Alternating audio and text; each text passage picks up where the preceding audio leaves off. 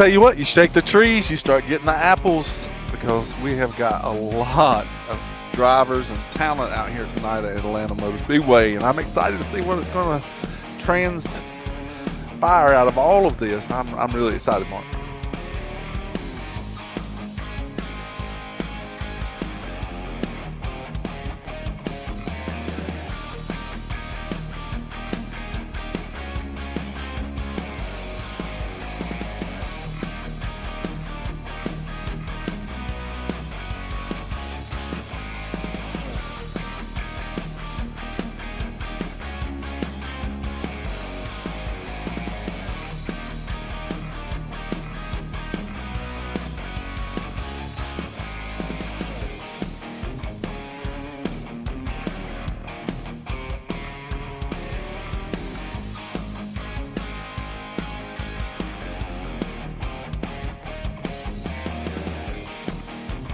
Oh, bumping? I would call it more like Atlanta traffic. No one wants to face Atlanta traffic.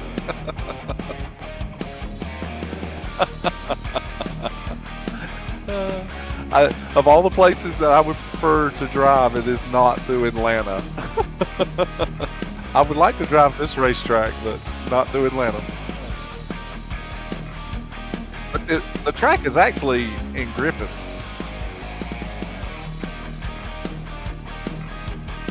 It is. Hampton and Griffin are right there next door to each other.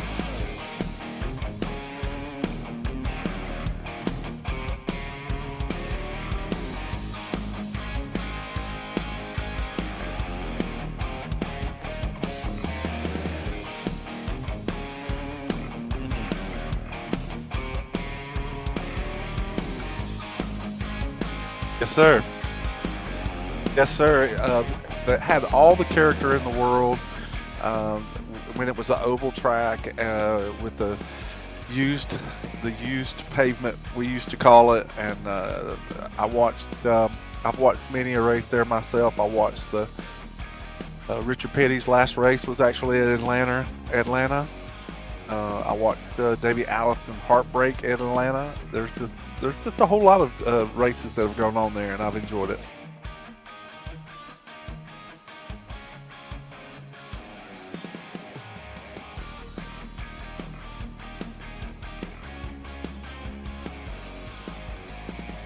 Mm.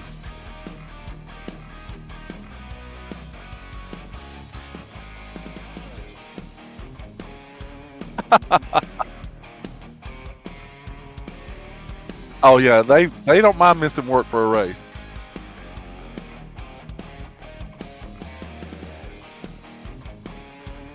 Griffin?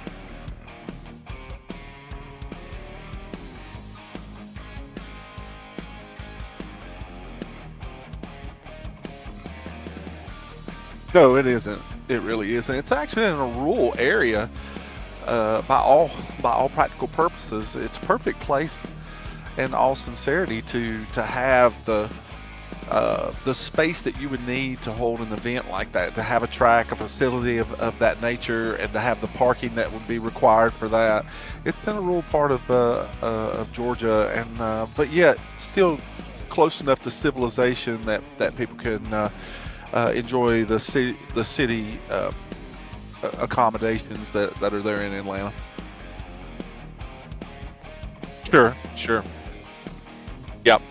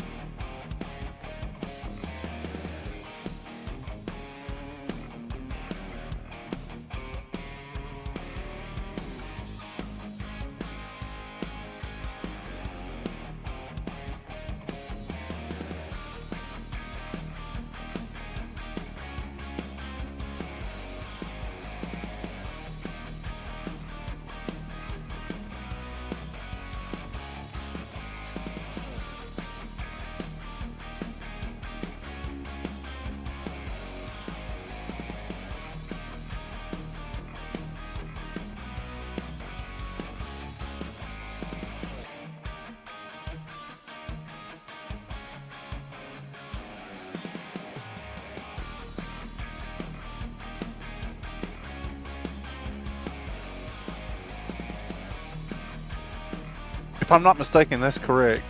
That's very correct. But you also have to take into consideration that the technology with asphalt has changed so much over the years that back when Atlanta was a true oval, and even after reconfiguration in the late '90s, the asphalt in itself that they've put on the track at this particular point is a totally different technology of asphalt that they had used in the past, which they're hoping that because of the speeds that they generate here, that they will get less deterioration.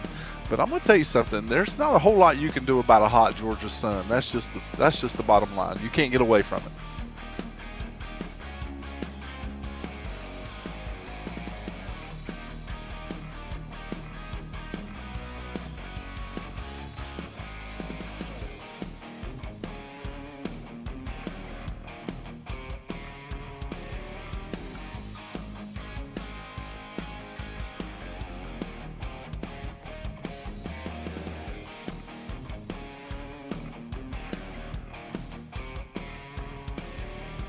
Well, that's interesting. I didn't know that.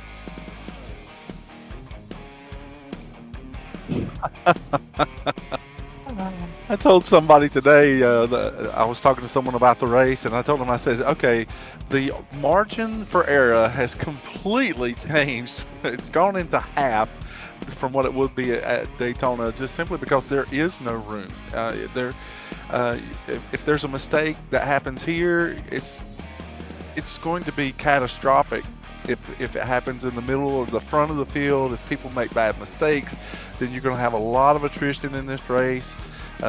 And so you have to be very precise with what you're going to do. You have to be very meticulous and purposeful when you make your moves, and make sure that you're clear, listening to your spotters, and giving a little air to caution as the race unfolds. Because if you get too aggressive early on a track this tight, you're really going to cause so much trouble, not just for yourself, but for others.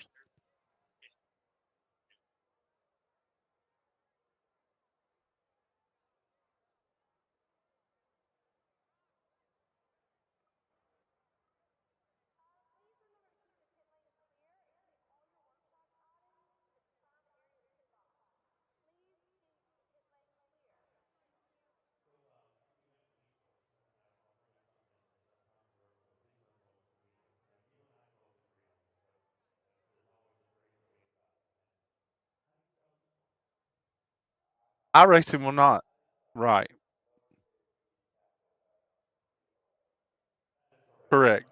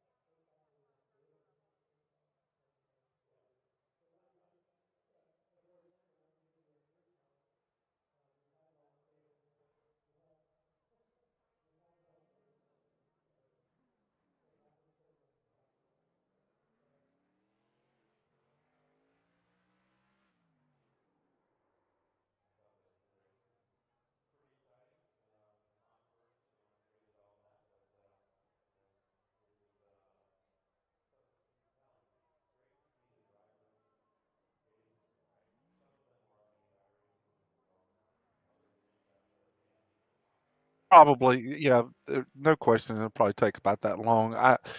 I think that with some of the speeds that they're going to be generating, it wouldn't take very long at all.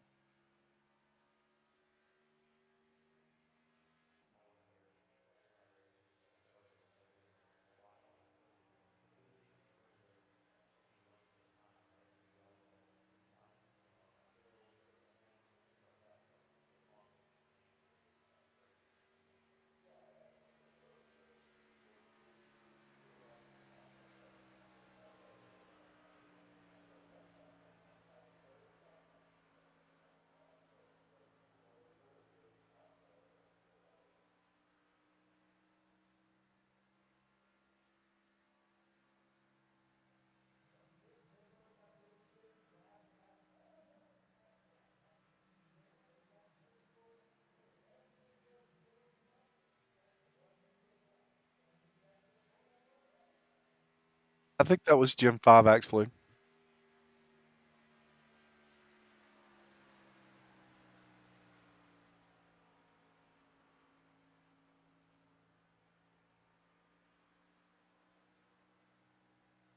It is, you were talking about the weather a little while ago. This is prime Georgia winter weather, honestly.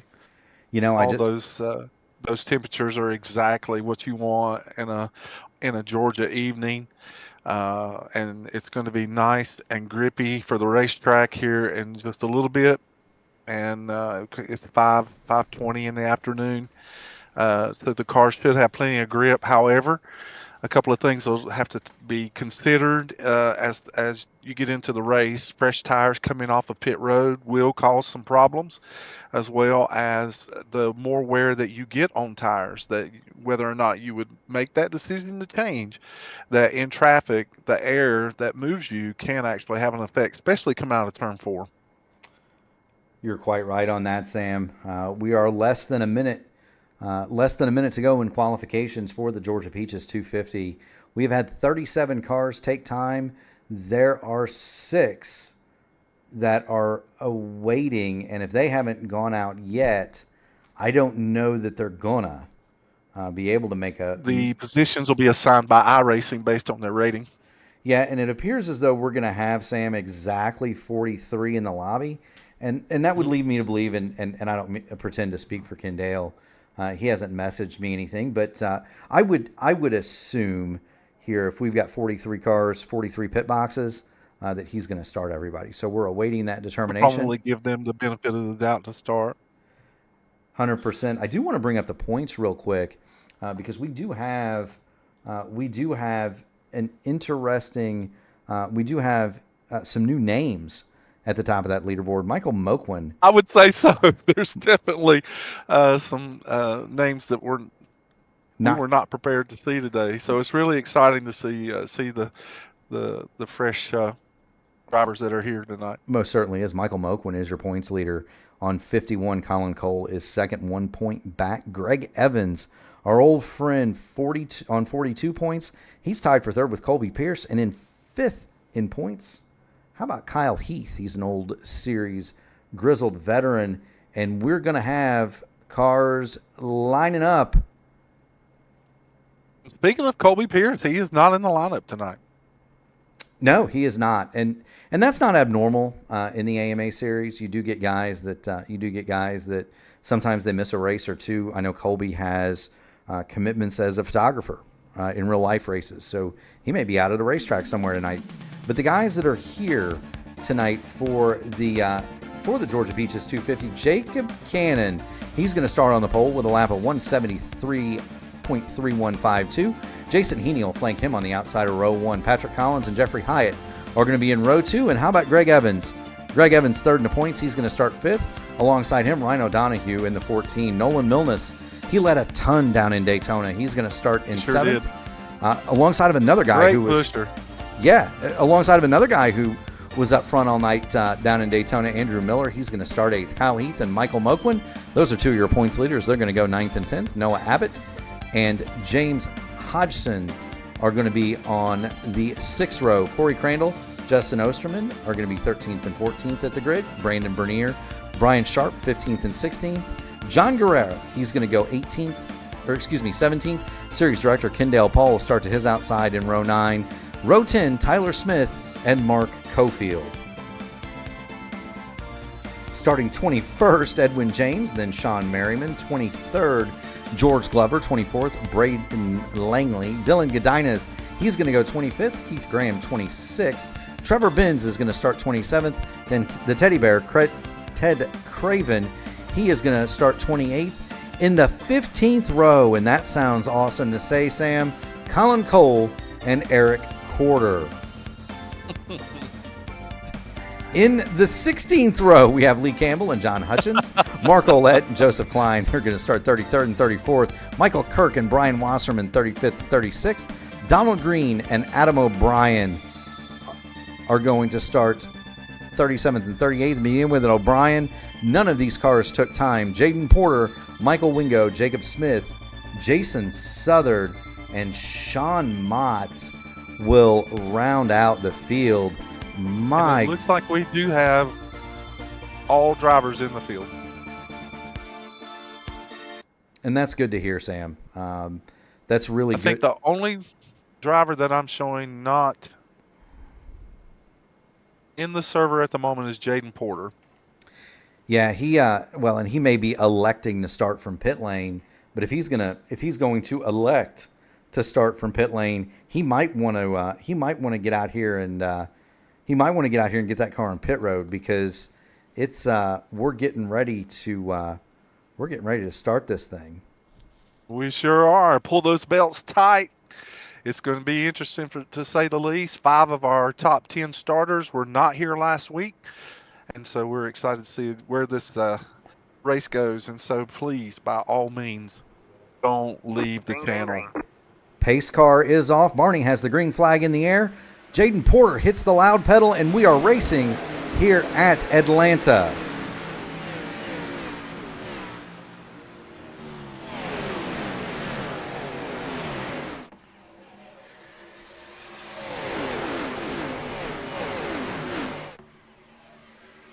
See a car down on the apron, which could have very well been Jaden. I believe that might be... Someone missed the start, I think. Oh, we got one in the wall. Looking back. And they're 3 wide coming off of 4. Andrew Miller's he's stuck in the middle here as they're trying to get through the tri-oval. There we go. We've got the 35 of Corey Crandall. He is on the bottom. Justin Osterman in the 53. He's going to the top. They make quick work of the 8 of Michael Moquin. And you saw there, Sam, they do not want to stay 3 wide for very long. No, sir. Only under the most dire of circumstances do they want to do that. But even at the beginning of the race here, you're going to see there's one characteristic of this track that is amazingly exaggerated in my opinion, but nonetheless, is that the wall glue definitely exists at this racetrack. Any contact with the wall slows down so much momentum.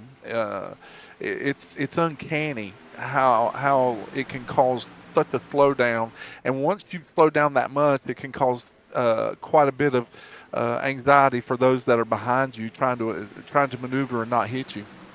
You know, you're spot on with that, Sam. We're watching the battle for the lead. You've got the 00. That's Patrick Collins. He's looking. But as you can tell from this wide shot, fans, there is not a whole lot of racing room through the corners here at Atlanta. You see 3 lanes painted there. If there's 3 lanes there for a stock car, I'd invite you to find the 3rd one going through the corners. There's a reason that wild finish here where they all came to the line 3 wide was so incredible. 3 wide down the tri-oval again. Andrew Miller just misses. Woo! It's getting dicey already, Mark. It's already getting chaotic. It definitely is, Sam. I do want to apologize to all of our viewers out there. Somehow my mic got switched to a different source during during the pre-race, and so I had to do some fancy and quick footwork there to get everybody back. We're watching Justin Osterman in the 53. He has been the Hornets' nest for most of the early going here, and so just going to put the camera on Justin for a while to see what we can see. Now looking at the 21, that's Brandon Bernier. Good looking car. Kind of reminds me of the David Pearson Chattanooga Chew car a little bit, with the black and gold and white there. Sure. I remember those. You didn't expect to hear a David Pearson Chattanooga Chew reference tonight, did you? Boy. Actually, it's Larry actually raced a Chattanooga Chew car as well. You know, that's right, Sam, and you know, those cars numbered both 21 and 16, depending on whether the Wood brothers were there or not. Of course, the Woods did not run a full season until what, the late 80s, early 90s? Early 90s. Yeah, so I think it might have been 1990 that they started running a full season or full campaign in the 21. So when they were not present, David Pearson ran the 21, and when they were present, he ran the 16. Also, one of my favorite episodes of the Dale Jr. Download was Leonard Wood. That was a dandy of a show. Um, I really am admiring the fact that the drivers have just. We were talking about the narrowness of the course and the racetrack in itself, and really, the guys are proving that this track really needs to be respected in that regard, just simply based on the fact that they have to. There's so much air moving around these Xfinity cars when they're in the corners that there has to be a little bit of give and take. And if they're trying to push 3 wide through these corners, you will not get that give or take. And it can cause so many problems early on in the race for not just the driver that's in the immediate problem, but also those that are behind them. So it's really nice to see that the guys are settling in. They're being very deliberate about their moves up and down, and so it's clear that this group is wanting to race this to the end. And that's kind of what I thought too. We got to remember there are stages in this race. Lap 45 and 90 are going to be the stages, and so going to be kind of like what we saw in Daytona. The truck race was a little bit better at it than the Xfinity cars were at Daytona. But we saw the truck race. Everybody kind of got in single file and just kind of waited and bided their time until it was time to get those stage points. Looking in there, the top line is not nearly as organized as the bottom, but everybody's more or less minding their P's and Q's. Watching Michael Moquin. Exactly. He's pulling up on the back of Brandon Bernier, but they're not pushing, they're not shoving. You're not seeing the huge moves up and down and in between lines. I think these drivers are just trying to settle in and make it to the first stage break here. That's a little bit of net code you saw from Moquin there. He didn't actually hit it. Now, Mark, if I'm not mistaken, there is a red line rule. That's what I understand. I was reading the Discord earlier, so Series Director Kendall Ball had said that there is going to be a red line rule. Now, we do have live race control here in AMA. There are several drivers out there who are doubling as stewards. They do have the specialized button boxes from Admin Box that allow them to race control while they're on the track. But I don't know how strict that is going to be policed. So is it a full car down there? Is it going to be a half car? Are you allowed to get any of your car down? If you don't improve your position, are they going to call it? That part I don't know. I just understand that Ken Dale had said that going below the line was out of bounds. No, that's well said. We're wrecking in turn 4. A car is sideways up into the wall. Someone has got into him. That's Braden Langley, and we saw it right here on the P1 Broadcasting Network. Braden Langley got sideways, and we're going to go back and look at it. He's racing alongside Brian Sharp. That's Kendall Paul in front of him. And he collects Colin Cole in that wreck. He did. He kind of got up in the wall a little bit on corner entry. And just as you said, Sam, the wall is glue. He came back down right in front of the 17 of Colin Cole. Nowhere to go for Cole. He's going to get collected. It doesn't take much, but as soon as you make contact with that wall, it scrubs speed off incredibly fast. And Colin probably did not have a lot of time to react, just simply because the closing rate is so fast. And then you have Ted Craven, who again is just reacting to the whole thing happening so quickly in front of him. And then who's that on the apron there that got equally damaged? Well, I'm gonna show this from that was the number 3 of Trevor Benz. I'm gonna show this. I see. I'm gonna show this from the roll bar. And remember, fans of Colin Cole, and remember, this is at 1/3 speed. This is how little time they're doing 170 miles an hour going into these corners. Yeah, you have no time to react there. Poor Colin Cole. And then unfortunately for him, here you see it from the blimp, the 3 of Trevor Benz, and Benz is punched out of his automobile. He tries to avoid it. Unfortunately for him, nowhere to go. Colin Cole gets it in the driver's door. A piece of that also went to the teddy bear, Ted Craven. There are about... Wow, Benz had nowhere to go when Colin came down the racetrack.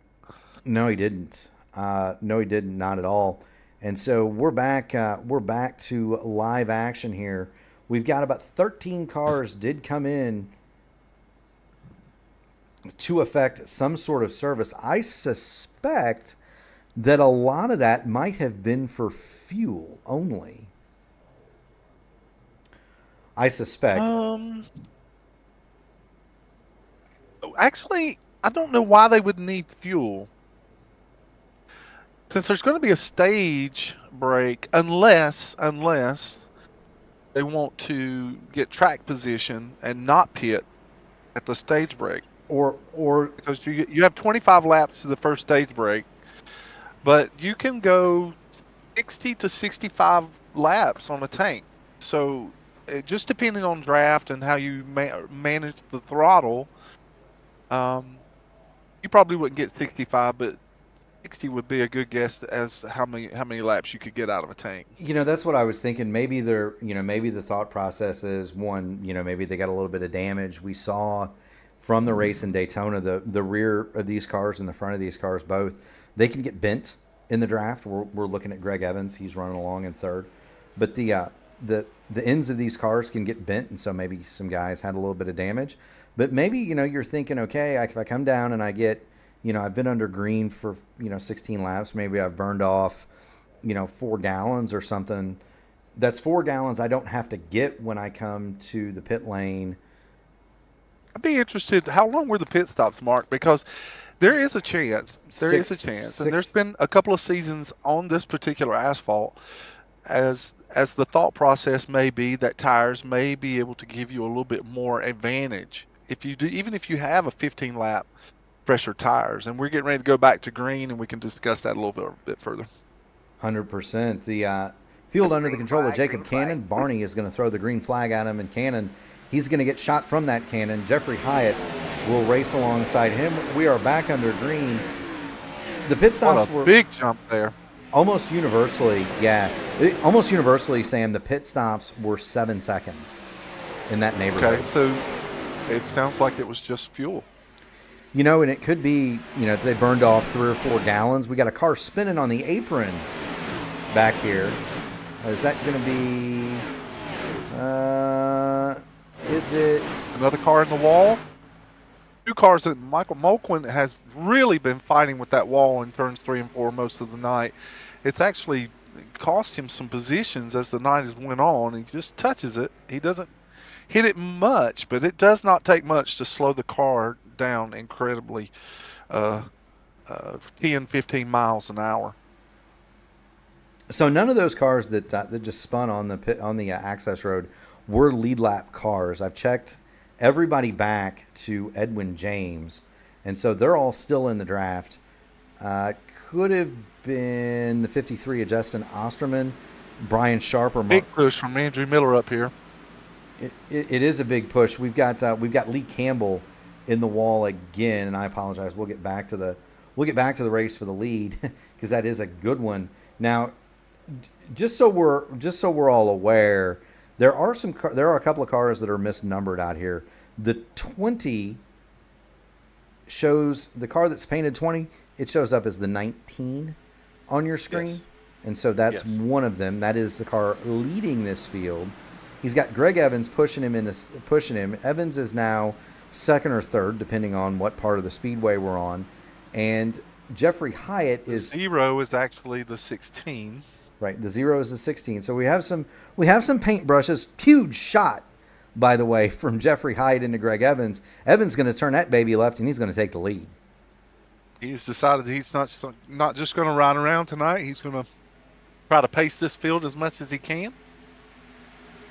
It's not unusual for Greg to feel like that he needs to be up front at tracks like this so that he can, be the commander of his own destiny, so to speak.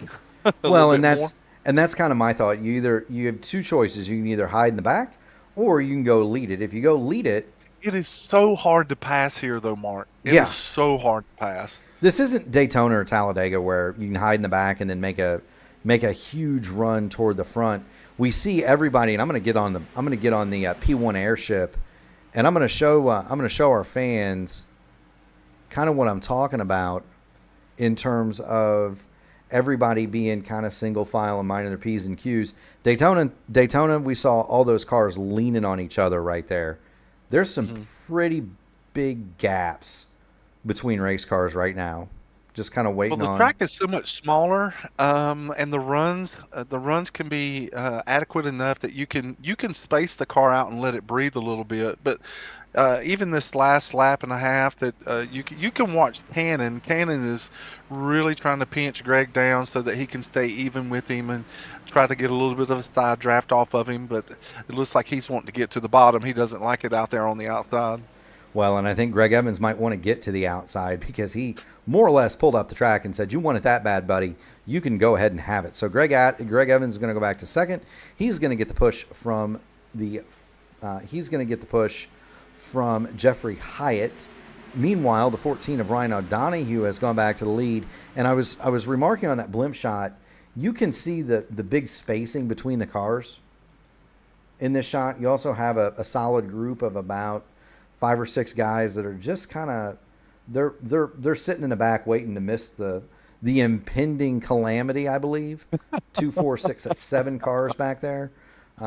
We do have several cars that are off the leader lap. Brian Sharp, Mark Cofield, 37th and 38th. They are on pit lane and they are 8 laps down. John Guerrero, Trevor Benz, Colin Cole, and Michael Wingo have all punched out. So they will be classified 39th through 42nd. You've got Justin Osterman is circulating in the 53, but he is 3 laps down. Now that's to his advantage because we're going to have a caution flag in, Sam, 15 laps. Yeah, we're going to have caution lap 15 laps. And guess what will happen to Mr. Osterman? He'll get one of those laps back. Lucky dog. He's probably not feeling too lucky right now being 3 laps down, but it certainly doesn't hurt your feelings to get one back. No, it doesn't. Now, the front of this field has kind of stretched out a little bit. Kyle Heath has pushed Jacob Cannon to the front. Those two are separated. You've got Evans and Ryan O'Donoghue. They're trying to rally to the outside. You got the 35 of Corey Crandall. He's third in line on that bottom, and so we're going to see if Evans and O'Donoghue can make it back to the front. It doesn't appear, though, Sam, that they're making really any attempt to side draft, does it? Whoa, big wiggle from O'Donoghue. No, it doesn't. Outside of Cannon really just pinching Greg down earlier in the run here, there's not a lot of side drafting going on. Oh, another big wiggle. Oh my goodness! It looks like he's doing all he can to hold on to the car. You know, and you said it. You know, this track is starting to get some age on it. It is possible that we could be seeing a return of tire wear Atlanta. Another huge wiggle. Of course, that could also be any number. Well, now you have the specter of lap cars up ahead here, and now it's just going to force the drivers to try and take evasive measures to make sure that they have plenty of clearance. As you can see, they went into a single file. They don't want to force that 3 wide. They really don't. It's so dangerous to do that. No, you don't. And Justin Osterman was trying to get out of the way so hard, he might have grazed the wall up there. He's really trying to hold it on that outside line. Osterman is. He's going to go 4 laps down. The teddy bear, Ted Craven, is now 1 lap down, and so Ted would be in line for the lucky dog. But Ted is really slow at the top, and those two are almost parked 117, 120 miles an hour down the backstretch. There you see it on the telemetry. So those two machines, very, very slow, Sam, and that could have been disaster, but good work from everybody to kind of avoid what would have been, what would have been disaster. Yes. Now that they've settled into a single file line, it's really just going to take some momentum from those that are in the back to try and move up. You know, if you can get a tandem that can work well together, then you could see a little bit of movement. But it's typical in any kind of drafting or super speedway or situation where these cars are dependent on those runs, is that people will move up in front of those that try to make that momentum run on the outside. Watching these pictures from the back of leader Jacob Cannon. He's looking to the nose of the Chevy Camaro of Kyle Heath. You've got Corey Crandall, and that gives a good indication of what this field kind of looks like right now. More or less, 2/3 have gone to the bottom. About a third have decided to stick with the top. The top line, though, really doesn't start until you get back to like 9th or 10th. With Patrick Collins, that's the purple 00 you see up at the top. He's that first car on the top, and he is only 9th. He's working on 8th right now, Sam. Oh yeah, Hodgson is working very hard to try and help push him there. Michael Moquin, as I said, Michael Moquin actually started up near the front of the field. Now we're going to have him 3 wide. Exactly. He's making a move. I'm really surprised he's making that move. But it looked to me like Patrick Collins may have tapped that wall again. Well, he's been if you thought that Ryan O'Donohue got his car wiggly, Patrick Collins is experiencing the same thing. He's having a whale of a time trying to get that car to turn, that purple and pink Toyota Supra to turn. It doesn't seem to want to, and then it seems to all the way want to all at the same time. He's been sawing at that wheel, and we'll take a look at it. You get tire wear at this racetrack. Yeah, these cars with the air turbulence around these cars in pack racing like this, it can affect how much input you put into the wheels. Just simply, if you put too much input in, then you're going to get that oversteer, or like in the middle of the corner, you'll see some of these cars getting understeer. So the tire. Oh, they're 3 wide. Michael Moquin makes a move to the inside. Oh wow, that was close. It looked like they made contact. Everybody gets away with it, though. They get it straightened out. They get it too wide, and that's what you got to do here, Sam. You've got to get it. You've got to get it straightened back out pretty quick. Katie Banks checking into the chat, wishing her husband the best of luck this evening. Thank you so much for joining us, Katie. We are 35 laps, 5 laps into the stage break. Hodgson gets it sprint car loose coming out of turn number 4. Moquin going to turn it left, and he'll make it. No, he's not going to quite get to the back of the 08 there to make it 3 wide. But he thought about it, didn't he, Sam? He sure did. Any positions that you feel like you can make, you want to make them, but you also want to make sure that you stay as safe as you possibly can. I mean, just simply because we are still so early in this event, and we're only four laps away from the first stage break. So it does play into your decision making when you're racing in stages like this. It certainly does, and I'm surprised that we're seeing the bottom be so cohesive. This is the run at the top. You've got Sean Merriman on the inside. You've got Michael Moquin pushing Jeffrey Hyatt. Now Greg Evans is going to jump up there up to the top. He's going to move to the outside of Andrew Miller, and now we're seeing the top line start to form. As we get ready to pay out some points. That's the 14 of Ryan O'Donohue. He'll jump up in front of Greg Evans. Oh, Andrew Miller almost loses the car. He slows down, and oh my heavens, I just can't believe he saved it. He did save it. He got a little bit of contact from the 18 of Sean Merriman, but everybody keeps on trucking. We're headed toward the end of the stage here. We'll get back to the front because this is where the action is going to be. Kyle Heath has pulled to the outside of Jacob Cannon. He'll lead it at the line. He's going to have some help from Corey Crandall. So Heath to the front. Crandall's not going to quite get to second. Noah Abbott, another one of our front runners from Daytona. He's coming back and hanging tough on that bottom side. Greg Evans and the 14 of Ryan O'Donohue are going to make up row 3. The stage points are important. You're not paying attention. These guys want them. They are important when you come down to the end of the championship. In a chase format, stage points are the bonus points. Michael Moquin. Yeah, everybody wants them. But yeah, and as at Daytona, we're going to go the entire 40th lap before we call the stage. The 91 pulls it up into the wall to get out of the leader's way. Here comes Cannon. Here comes Heath. The stage realistically is going to be between these two. They're going to come off at turn number 4. And let's see who's going to get it. It is going to be so. We got him they're wrecking. wrecking. All right, man. Caution is out. Oh, Caution right is in out. front of Michael Moquin. Oh, my heavens. I think he saved enough of the car that it's not damaged too badly. My goodness.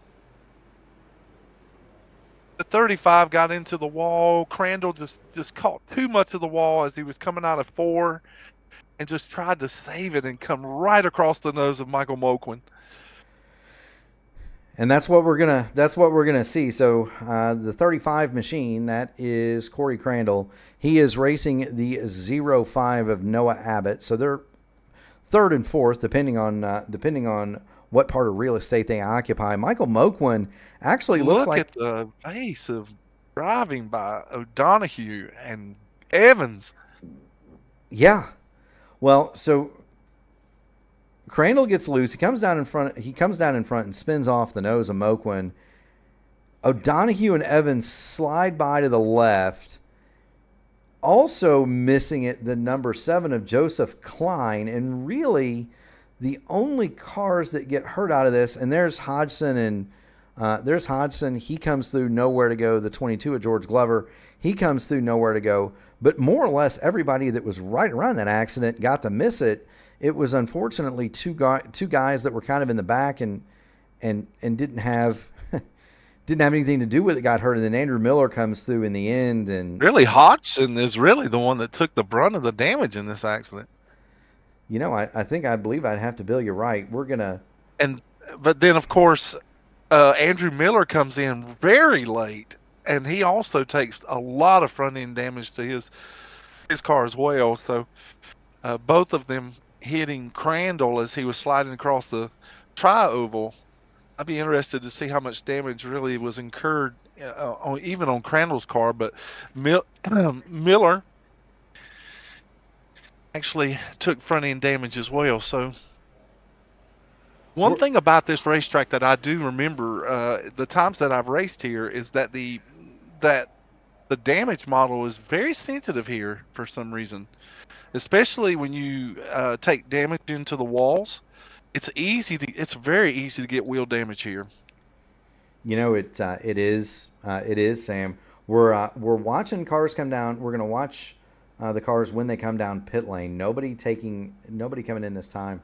The car that I want everybody at home to focus on is the 7 of Joseph Klein. So Klein missed that huge accident.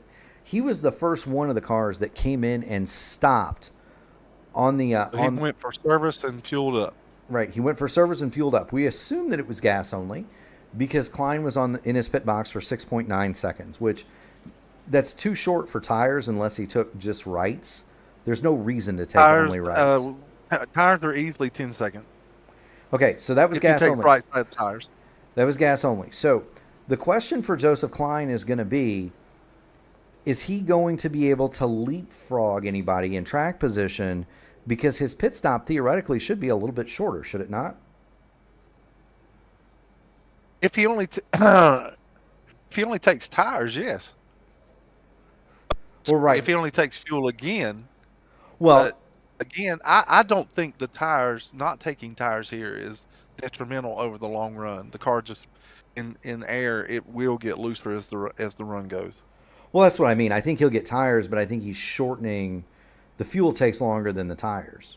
So I think he's shortening his stop by whatever that 3 or 4 gallons that he got was. Well, if he took right side tires, it would be a 10 to 11 second stop. Right. If it was a full fuel run. I don't know that it would be, even if he were only changing right sides, it would almost take 10 seconds. Pit road is still not opened, or if it has opened, none of the front runners have elected taking it. They're not taking it. We do have several of the guys from that have sustained accident damage. They've come onto pit road.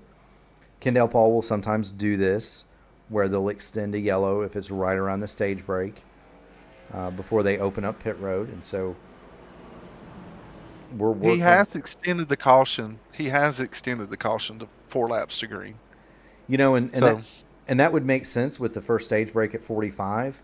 If you get a caution in this league, if you get a caution within 5 laps of the stage, 3 to 5 laps of the stage, they do reserve the right to just call that the stage, and they'll extend the yellow to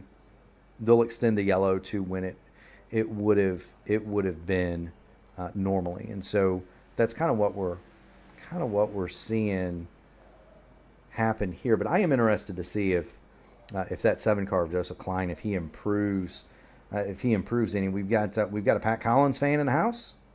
Pat Collins is running 14th, and we'll go ahead and get him up. The 00 purple 00 Toyota Supra from Nate Knoll. So there's Pat running along in 14th. And is that Adam? Is that an Adam O'Brien or Pat O'Brien for Geezer Finelli? There's multiple O'Briens in the series, so you're gonna have to be more specific. The 87 of Adam O'Brien is 12th. So there's Adam.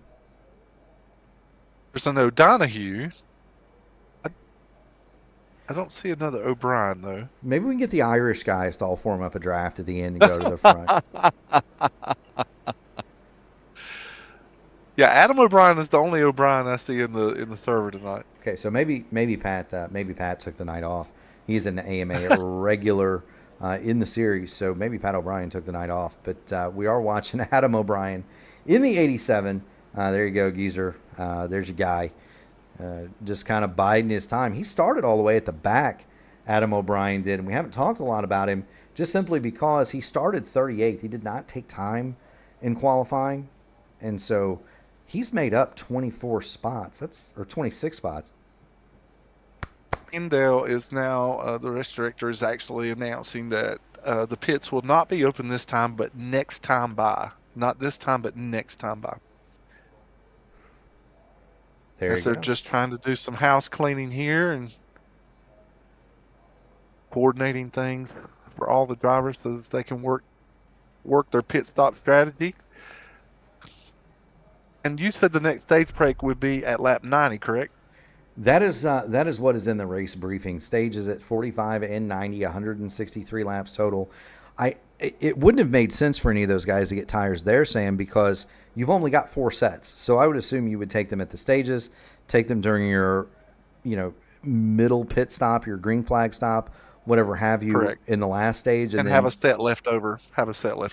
Yeah, because I'm assuming that tires are going to matter a little bit on a short burst. They will. End. So you'd want to, especially if a driver has 15 laps or 20 laps on his tires, it certainly can make a difference.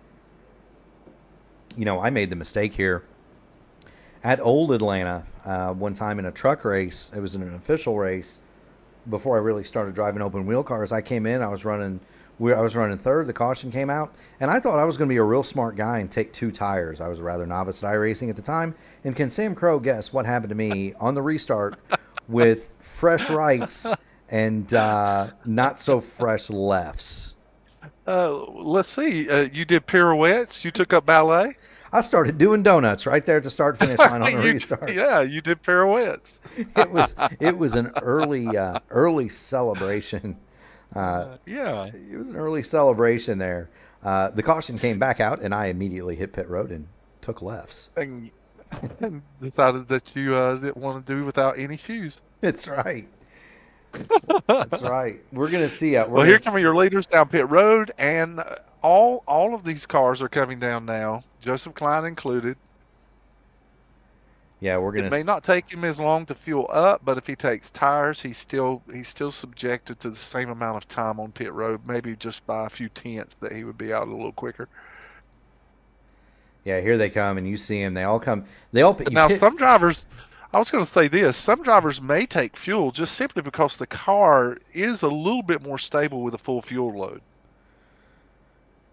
You're quite right there, Sam, and it weighs it down in the back. You know what I mean? It does. It does give you more grip, especially with this particular car, because it can get, as we've seen tonight, Andrew Miller, Ryan O'Donohue, several drivers were getting very loose in the corners, and so having that extra weight in the back is instrumental for grip in some instances.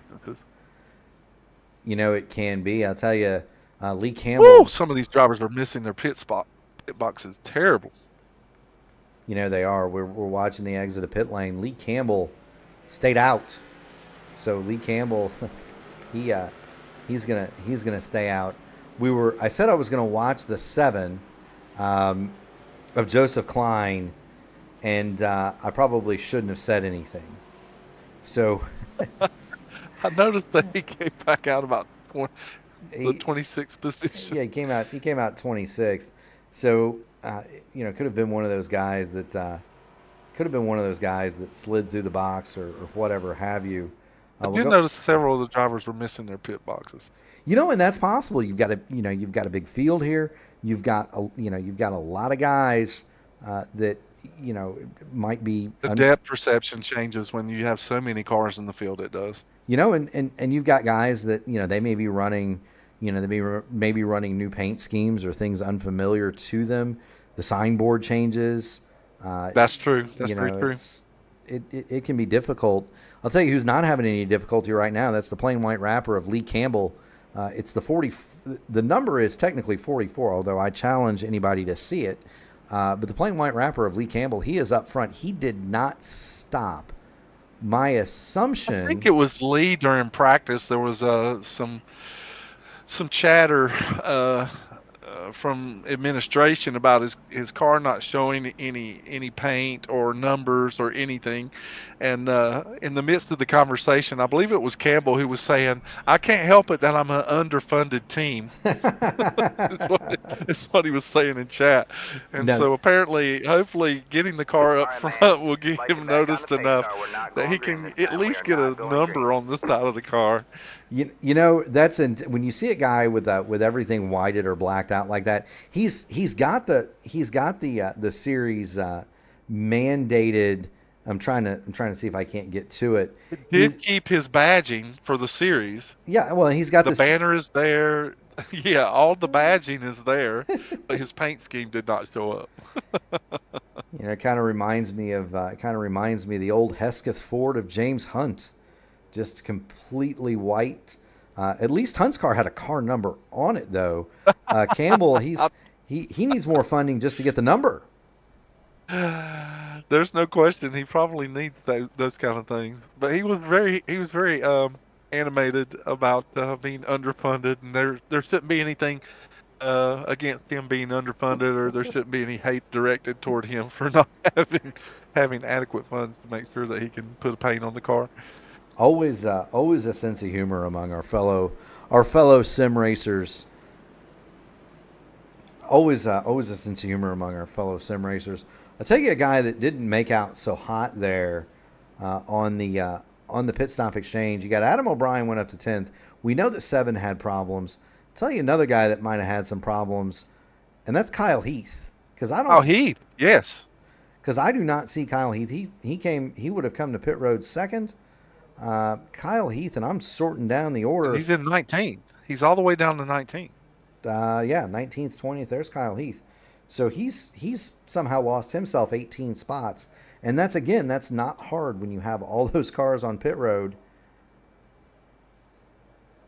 And the other thing is, and you might, people at home might not realize this, when you've got everybody coming together like that, it's even that much harder because you really can't see around the car in front of you all that well. No, you can't. The race directors let the drivers know that we're going green. The lights are out on the pace car. Make sure that your belts are pulled tight. Get ready to go into your stage 2. If I'm Ryan O'Donohue, I'm going to pull those belts one notch tighter because the car in front of him has been out on tires for 34 laps. So this could get mighty interesting, mighty quick. Green, green, green. There is the risk for tire spin here if Campbell doesn't lean into the fuel, the accelerator slowly. He got a good jump because he is the leader. I think Greg Evans probably put a little air to caution there, is why you got that space behind him. He was trying to give him the benefit of the doubt.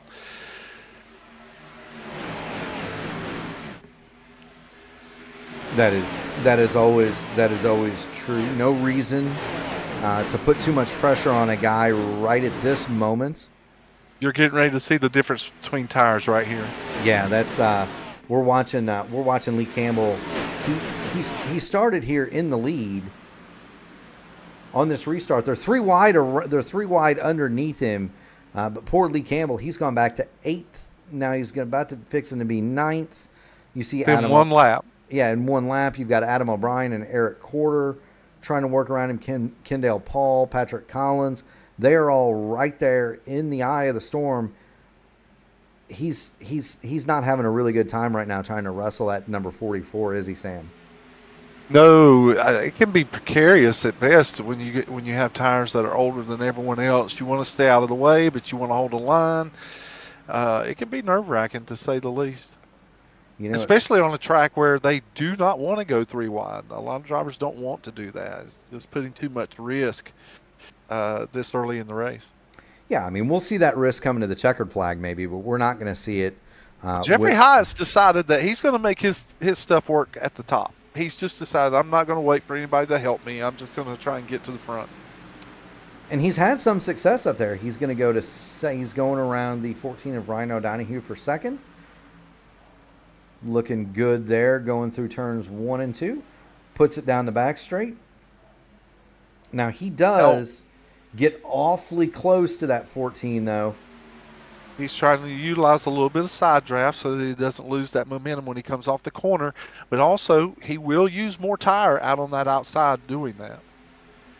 He most certainly will, and I think that's probably why, as you look behind him, nobody has come up to follow. Everybody's kind of stayed down and... Yes.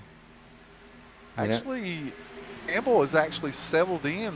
He's got some heat back in those tires after that long caution. He's got a little bit of heat in those tires, and he's been able to maintain that spot where he's at right now in 10th position.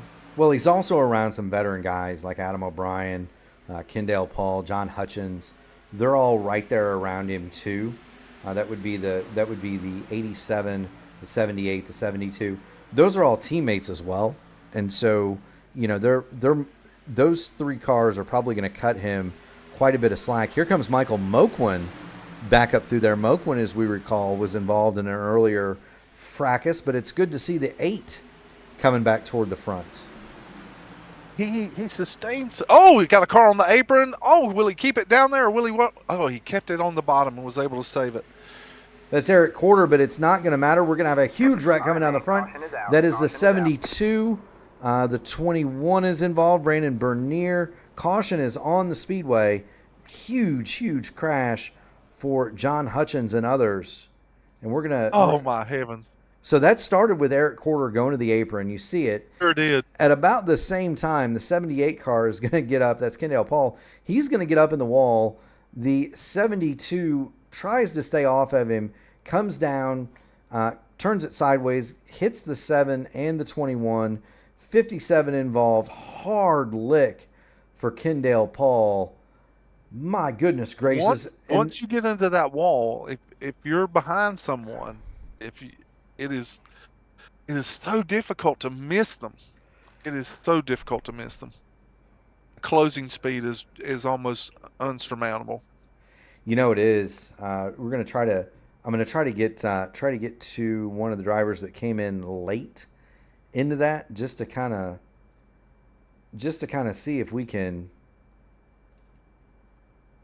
Edwin James, Mark Cofield. There's so many cars involved in this incident. John Hutchins. Let's get to John Hutchins. We're gonna put it on the roll bar, and let's kind of show, my goodness, exactly what you're talking about, Sam, with that.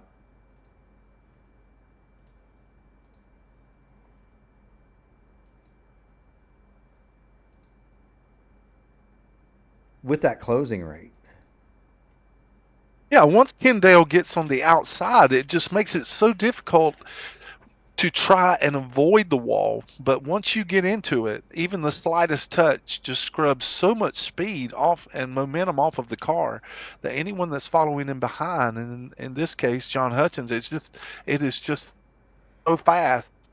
Even if you were to react, dead onto the brakes. You would still slide into the car in front of you just because you're generating so much speed. Yeah, and he's doing a really good job of staying off of him. And finally, he can't do it anymore. He also, you saw the car jump there from Hutchins. He also got hit. He also got hit square in the back, and so a tough break for the 72. He almost misses it. Under caution here, working lap 58 of lap 163 in the Blackmagic Studios AMA Grand National Series. Do want to give a shout out to our series sponsor, Blackmagic Studios. If you head on over, you can find them on Facebook, Discord. They are great friends of mine. And so if you need a paint worth 2/10, go hit up Andy Dunwoody and the crew over at Blackmagic Studios. Again, paint worth 2/10, Facebook and Discord. You can find them and they'll get you all fixed up for a reasonable sum. Working lap 58 of now 59 of 163. Do also want to thank everybody for watching. We had a huge turnout in Daytona, Sam, which blew away everybody's wildest expectations for the series. We have another healthy group watching the race tonight. If you haven't already done so out there, make sure you hit the like button on the video. Ring the bell to subscribe to the channel. If you ever want to help out a YouTube broadcaster that does these sim racing events, those are the two best ways that you can do that. As we work the yellow here. I do want to ask, the lights are out on the pace car, but I'm kind of circling among drivers that I kind of want to talk to under that next yellow when we get it. We know there's one coming in about 30 laps. There could be more before that happens. Jacob Cannon says hello. Leading the race out there.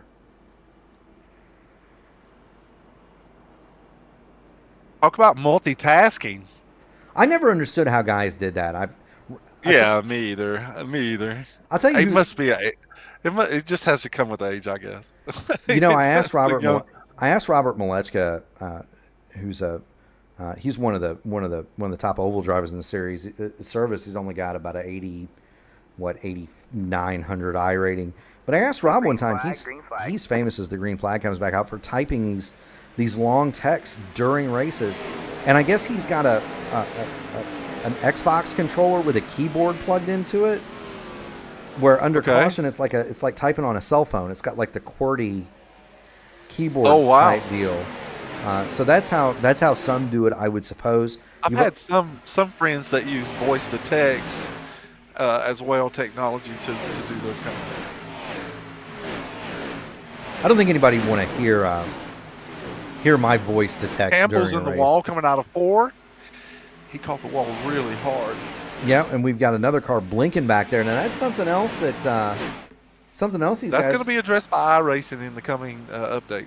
Yeah, you're going to see a drop in the number of cars blinking on the speedway. It's going to be kind of interesting to see how they're going to do it. But there is an update in the pipeline that will address cars that are glitching out or glitching all over the speedway, whether it be using latency or quality. We don't know, but we do know that they're going to address it because it's a competition concern among other things. Well, I know that M-Cross and others at iRacing have made comments, just simply the vast majority of complaints that they get from iRacers that talk about cars that are blinking or warping, as we call it in iRacing. And it does, especially when your iRating and your safety rating, so much of it depends on having a clean race in official races. And if you have other drivers whose connections are poor, they're like, we got a yellow we have on a the caution speedway. on the racetrack. Trying to find it, Sam. I don't see it either. I've got the 53 of Osterman has taken a ride. Let's see what we can see here. That's not going to start with him. Might be more around Corey Crandall. Well, half the car is on the track. Okay. Oh. So here's here's what we got. That is the 30 of Ted Craven. Okay, so the Started with 25. the 25 coming down on the apron. Yep, that's Brandon Langley. And poor Osterman has nowhere to go. Neither does the 6. That is, let's see, the 6 machine. There is no 6 on my timing and scoring, so we've got another number that's incorrect out there. But anyway, okay, so here you go. The 25. He does the same kind of thing, Sam. He goes. It's like he almost misjudges where the corner is. Gets up there and rubs the outside wall, and the car just immediately turns left. We've got the replay up. Here he goes. He goes up the hill. He's racing behind the number 11 of Jacob Smith. Looking at the 25 of Brandon Langley. There it is in the wall at the apex, and it just turns straight loose with him. And when he does, he gets it down in the apron, and so far, no harm, no foul. He's going to correct. Here it comes up the track. Nowhere for Osterman to go. He's already on the brakes. Can't miss him. There's this 35 and the 6 right in the back. Hard. It's about the steering wheel input, and that as close as he gets, I don't know that the contact with the wall was as severe as just his steering wheel input and just trying to avoid the wall, and too much of it, and he just loses control of the back of the car, and it comes down to the apron. Once he's down there, now he's just along for the ride, unless he can control the slide with the brake instead of trying to use the steering. And watching the end of that, poor Andrew Miller got a piece. That's the second time that he's taken front end damage. Yeah, it's the second time he's had that exact thing. He's come in right at the tail end of the wreck and T-boned the car, a car that was parked broadside, and I'm guessing, it's a matter of not being able to see for all the smoke and things in the air. How many cars on pit road? Yeah, there's a lot. We've got, of the 43 that started, or 42 that started, we had one car that did not take the start. 26 remain on the lead lap. And so we've, as you alluded to in the pre-show, we've definitely had some attrition. We're going to go ahead and bring a driver up. Let's go ahead and grab, he would have been the first one that we would have grabbed. I want to know what happened to Kyle Heath. So we're going to get Kyle Heath. Yeah, we wanted to talk to him at Daytona, and we didn't get the privilege of doing that. So let's pull him up here and let's talk to him. We have him. Kyle Heath, you got Mark Murphy, Sam Crow in the P1 broadcasting booth. My man, I've raced against you a ton in this stuff. You were looking good at the beginning of the first stage, and then you dropped back down to about 20th. Did you have some sort of an adventure on pit road there? Yeah, I had a bathroom adventure. Had to take a bathroom break. sometimes old Kyle, he needs to empty and refill, shall we say? And so that might have been my thought, but we wanted to hear it straight from the horse's mouth. You're just getting close to halfway here, Kyle. What's your plan to get back up there? And the plan is to try to find the right line to be in. Just take it easy. Try not to muscle my way up there. It's still, over a little less than 100 laps to go. Still a long race ahead of us. You don't know what's going to happen. So pretty much try to keep my fenders on it, my motor clean, my tires up under me, and just be there at the end. That's the best. Oh, I'm a little curious at this particular junction of the race. Which lane do you feel like you're going to be more comfortable as the race progresses? Well, the bottom line is the way to go for right now, but as the tires wear, I think that top line will prevail, but we'll see. Agreed. We'll see, Kyle. You're always a fast one, man. We'll keep the camera on you because that's where the action is going to be. Good luck, my friend. Keep going fast. Yeah, thank you. Yes, sir. Go get him, Kyle.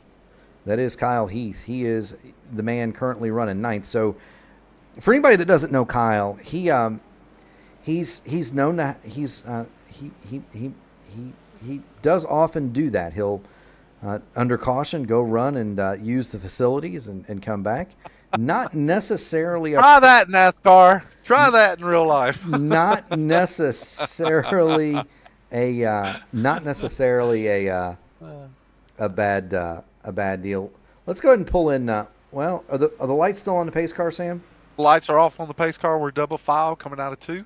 All right, we're gonna get to Jacob Cannon here in just a little bit. We did want to throw a little bit at Kyle Heath because he would have been the first. He would have been the first interview on the P1 Broadcasting Network, and unfortunately, that's right.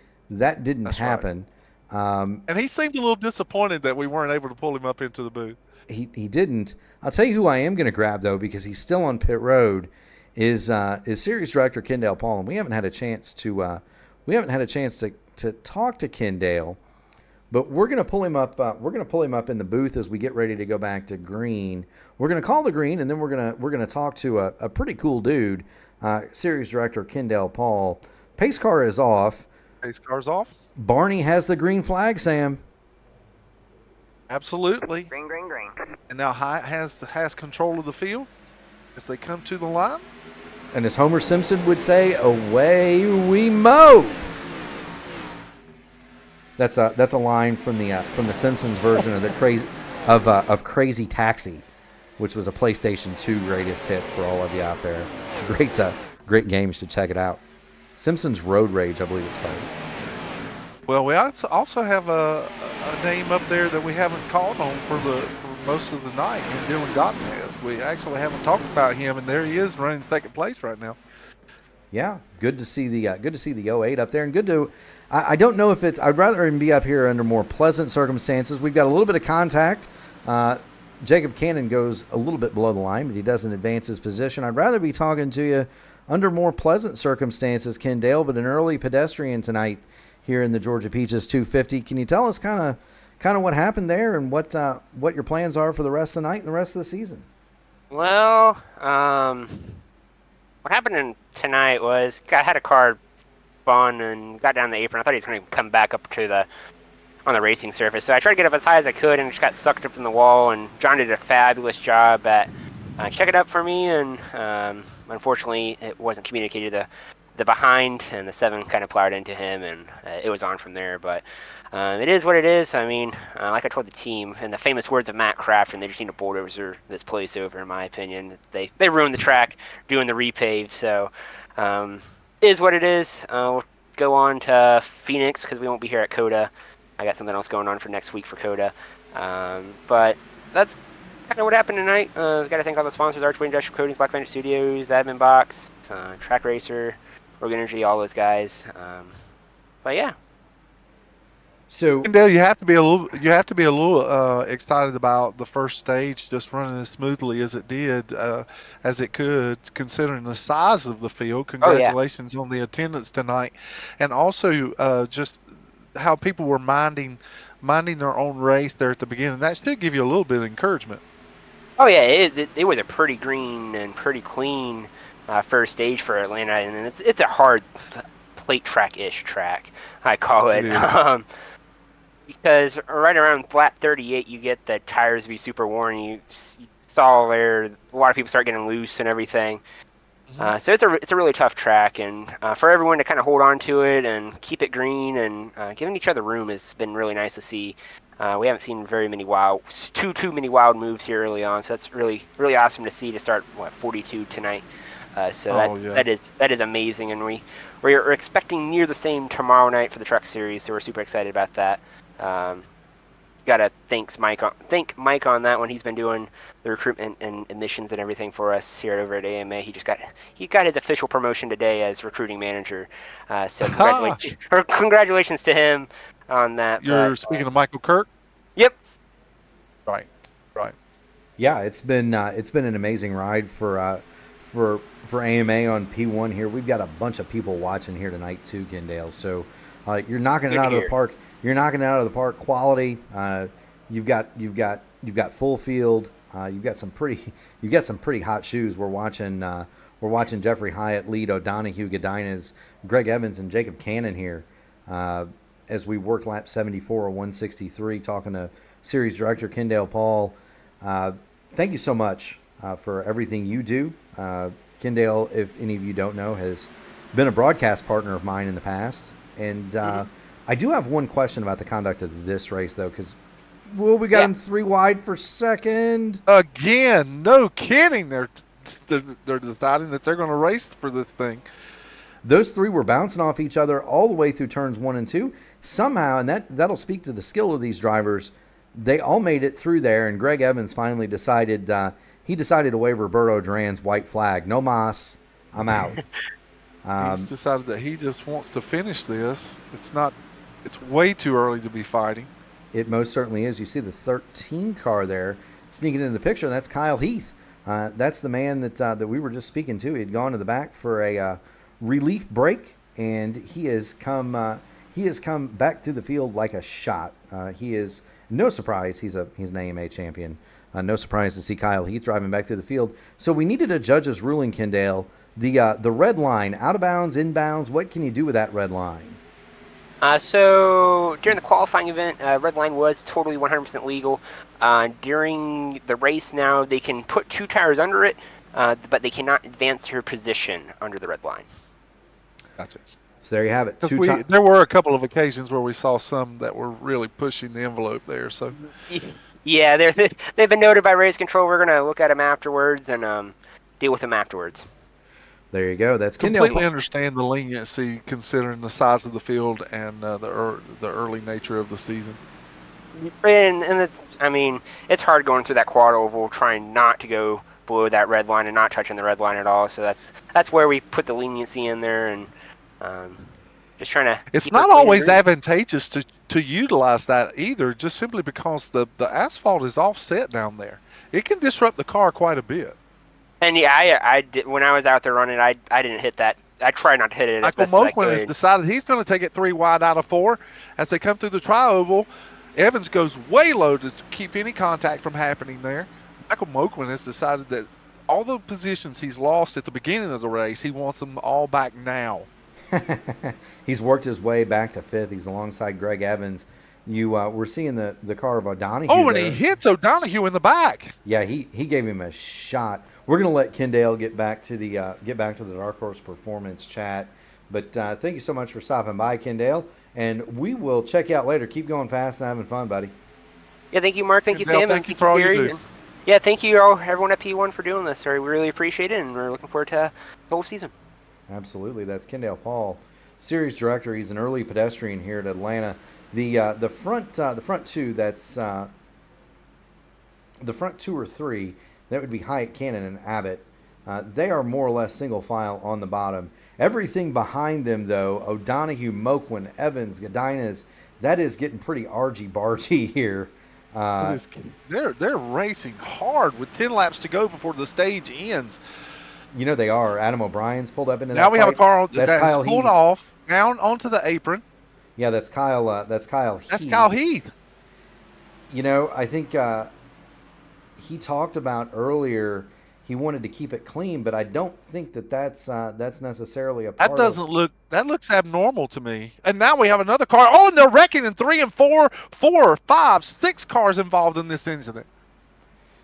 Okay, so I was gonna try to figure out what happened to Kyle Heath. Meanwhile, we've got other activities taking place here. That's the 87 of Adam O'Brien. He gets in the back of Dylan Godinez. Around goes Godinez. He is hard in the inside wall. That's going to be the reason for your caution. I don't see anybody else that gets into him, though, Sam. I'm watching this closely. There was contact between Michael Moquin and Greg Evans, and then I think what it was Dylan slowed down for that contact to see how it was going to sort out, and then the person behind him, Adam O'Brien, made contact to his left rear and sent him into the inside wall. There you go. So let's see what we've got going on here between Evans and Moquin. That's Greg Evans on the bottom, Michael Moquin on the top. Moquin's going to turn it and try to take it 3 wide in an area where you might not could make it.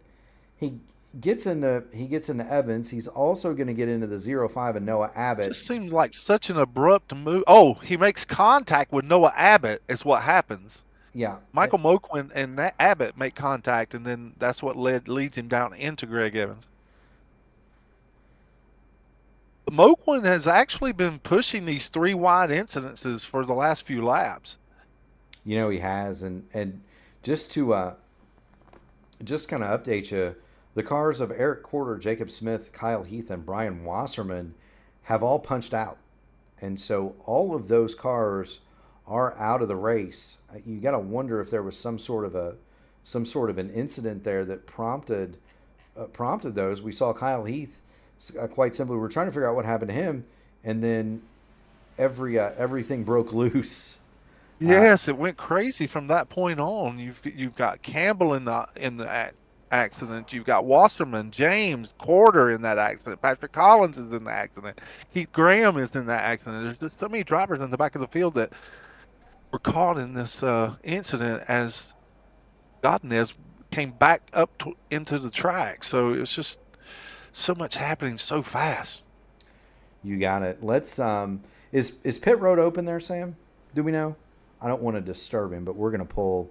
Kendall Paul has actually extended the caution by 1 lap right now, so you have 3 laps to green. Okay, and So pit road is not open this. it's not open. So we're going to give it. We're going to give it one more lap, and then let's. We'll see if Jacob Cannon wants to come down pit road, and if not, we'll pull him. Well, let's go ahead and pull him.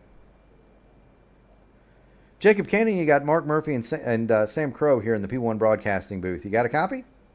What's going on, guys? You know, not too much. It's you've had an eventful day, but you've always been right around the top. We're just a little bit past halfway in this thing. What do you think it's going to take to win it? You're going to try to stay up on those front 2 rows, or you're going to try to take it easy a little bit? What's the plan here? Right now we're just trying to stay up front. Car's been fast all race long. We're just trying to keep the tires up underneath it and not try to wear them out, because I've noticed the car tends to want to step out on you, and don't want that to happen. So we're trying to keep it easy up here at the front. There you go. That's what I would be doing. Easy at the front. Sam, what have you got for our leader?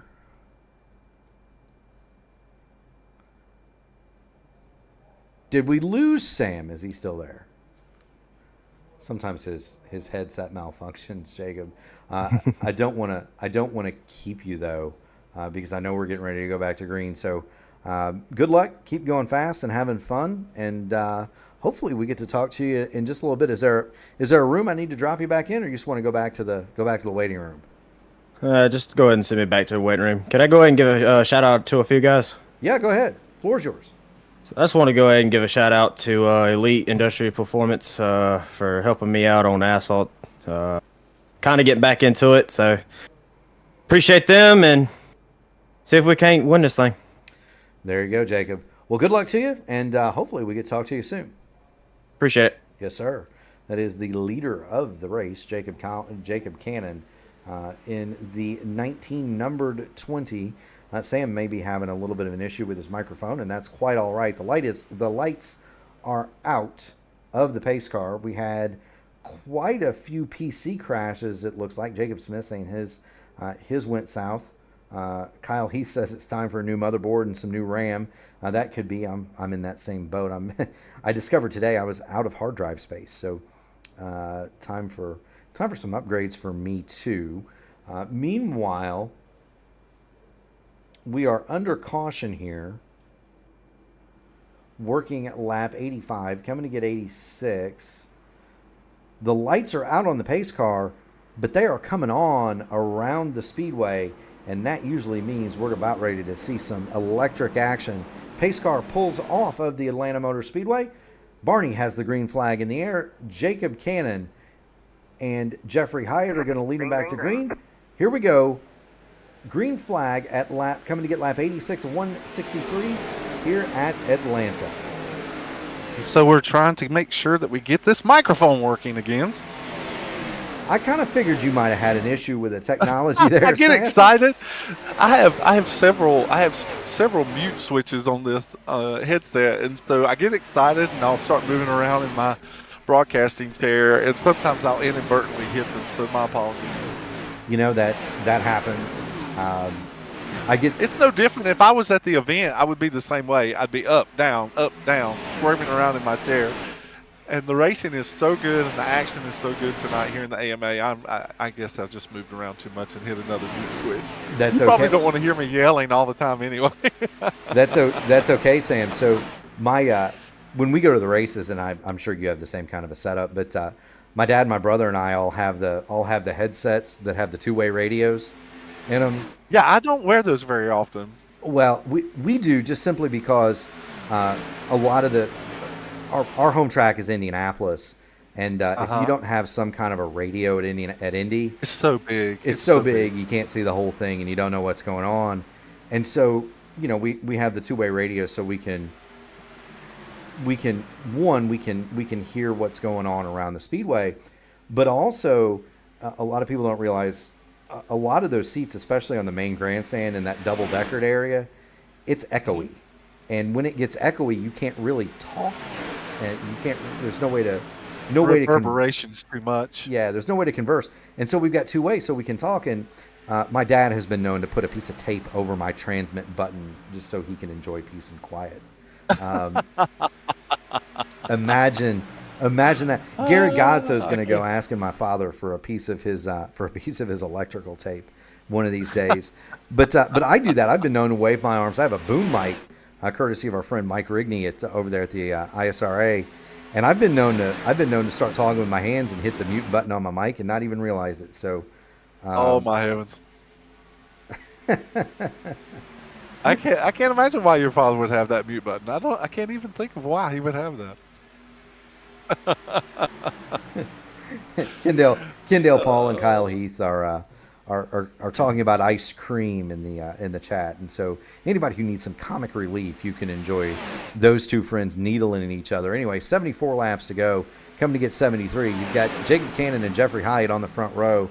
I'll tell you who is not up there. He's kind of moved back to 10th. Our good buddy Greg Evans. Caution is on the speedway, and I do not genuinely know. I do not see anything.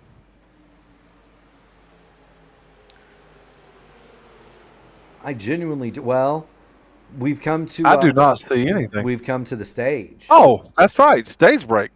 We've come to the stage. We got to talking about Kyle Heath's ice cream. What flavor? The kind that makes you get out of the car and go to the restroom during a pit. What flavor is that? Is that vanilla? Is it chocolate? You got Neapolitan over there. Inquiring minds need to know. Or is it Kentucky? Is it Kentucky? Is it Tennessee? St. Louis, Missouri? What do you got over there? Well, Kyle Heath has actually been making the comment that it's time for a new motherboard and RAM. So apparently he's had an equipment failure during the race that warranted him pulling off the racetrack. There we go. The answer is St. Louis, Missouri. The answer is St. Louis, Missouri. And thank you for Ben Summerford. I didn't actually realize that the leaderboard was not showing the intervals. I thought it was, but it apparently was not. So we've got that changed up. We've got a lot of cars on pit lane. The leaders have not elected to stop, but everybody from 11th on back, Jason Heaney, Patrick Collins, Nolan Milnes, Sean Merriman, among others, have elected to come to pit road here, get themselves 4 tires and a tank full of this is going to be interesting just simply because it takes, once the heat gets out of these tires on restarts, it does take a few laps to build heat back up into the tires. Now, I do believe that we have some qualified drivers that can race these cars with older tires, but the logic is that if they stay out, it may get passed by most of the field. But now you're seeing the leaders come in. Quite right there, Sam. And, you kind of get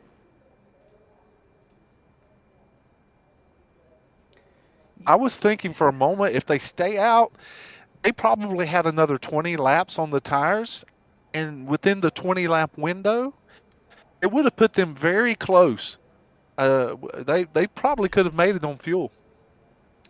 They could have. We're going to have 68 to go, and that's right about the edge of where you had talked about being able to make a full run, especially if you're so close. Especially if you're staying in the draft. You might not be able to make it leading. Yes, sir.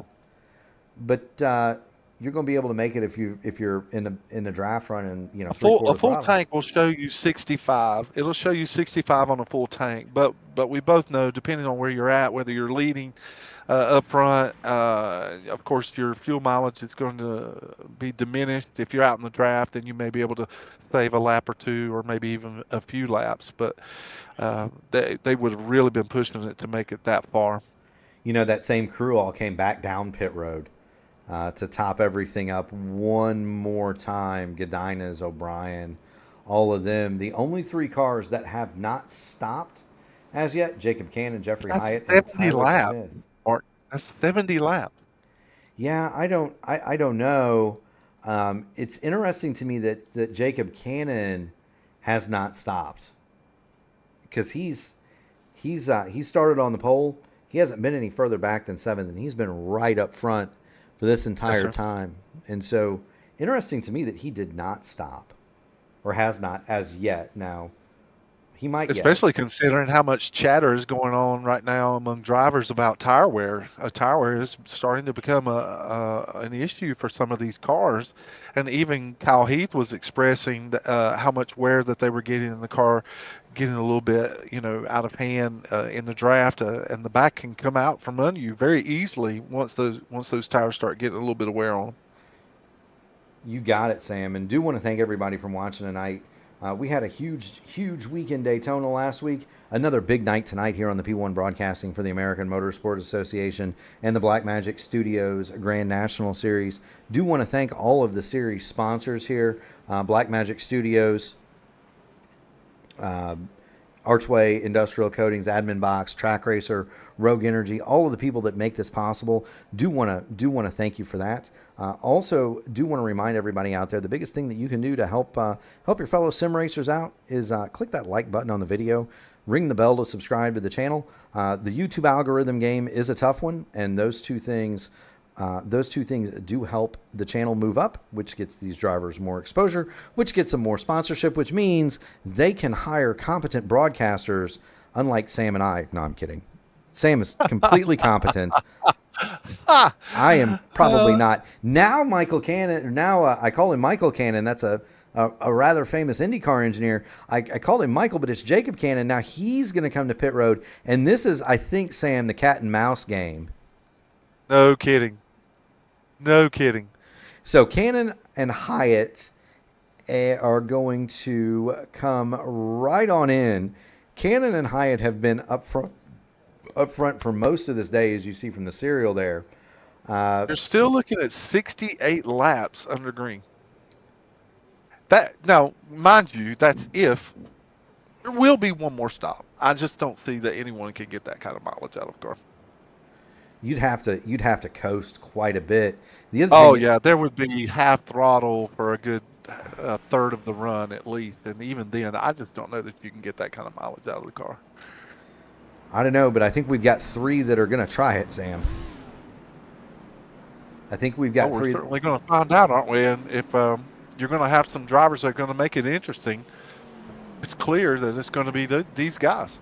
And that's such a huge gamble for guys like Cannon and Hyatt.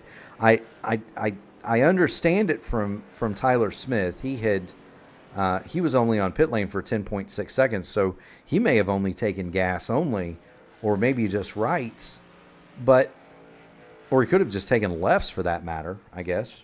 But if the stop was only 10 seconds, he had time to take right side tires.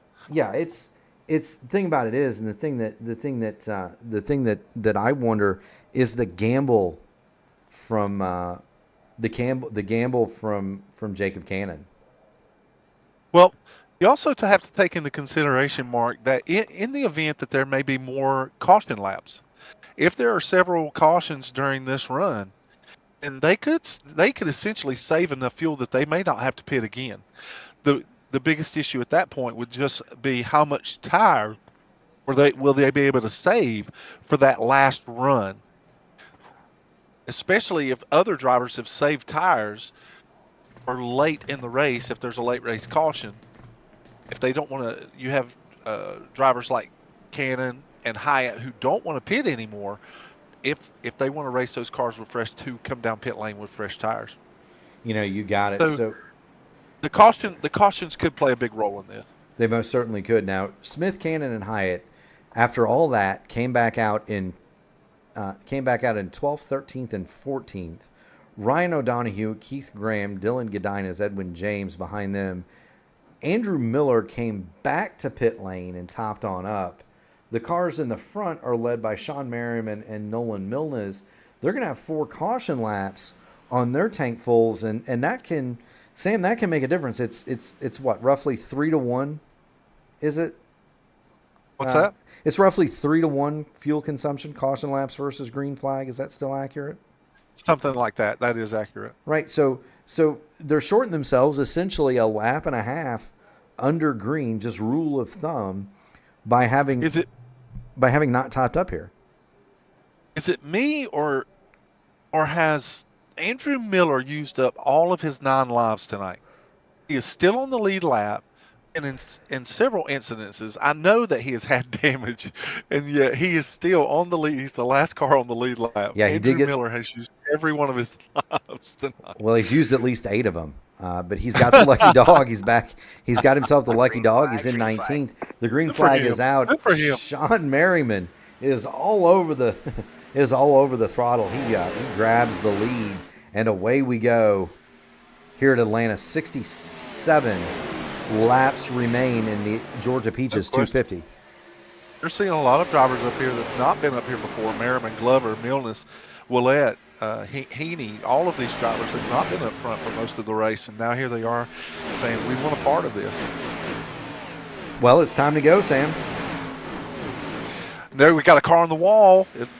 Yeah, like Willett has gone up there, and now he's in the wall. They're 3 wide coming off. Everybody avoids it. Everybody takes evasive action. Olette's still not Michael up to Kirk speed. does a great job holding his line right there. Fantastic job by Michael Kirk. Yes, it's not just the drivers passing. It's not just on them to make sure that they're doing it safely, but it's important that the person being passed hold their line as well.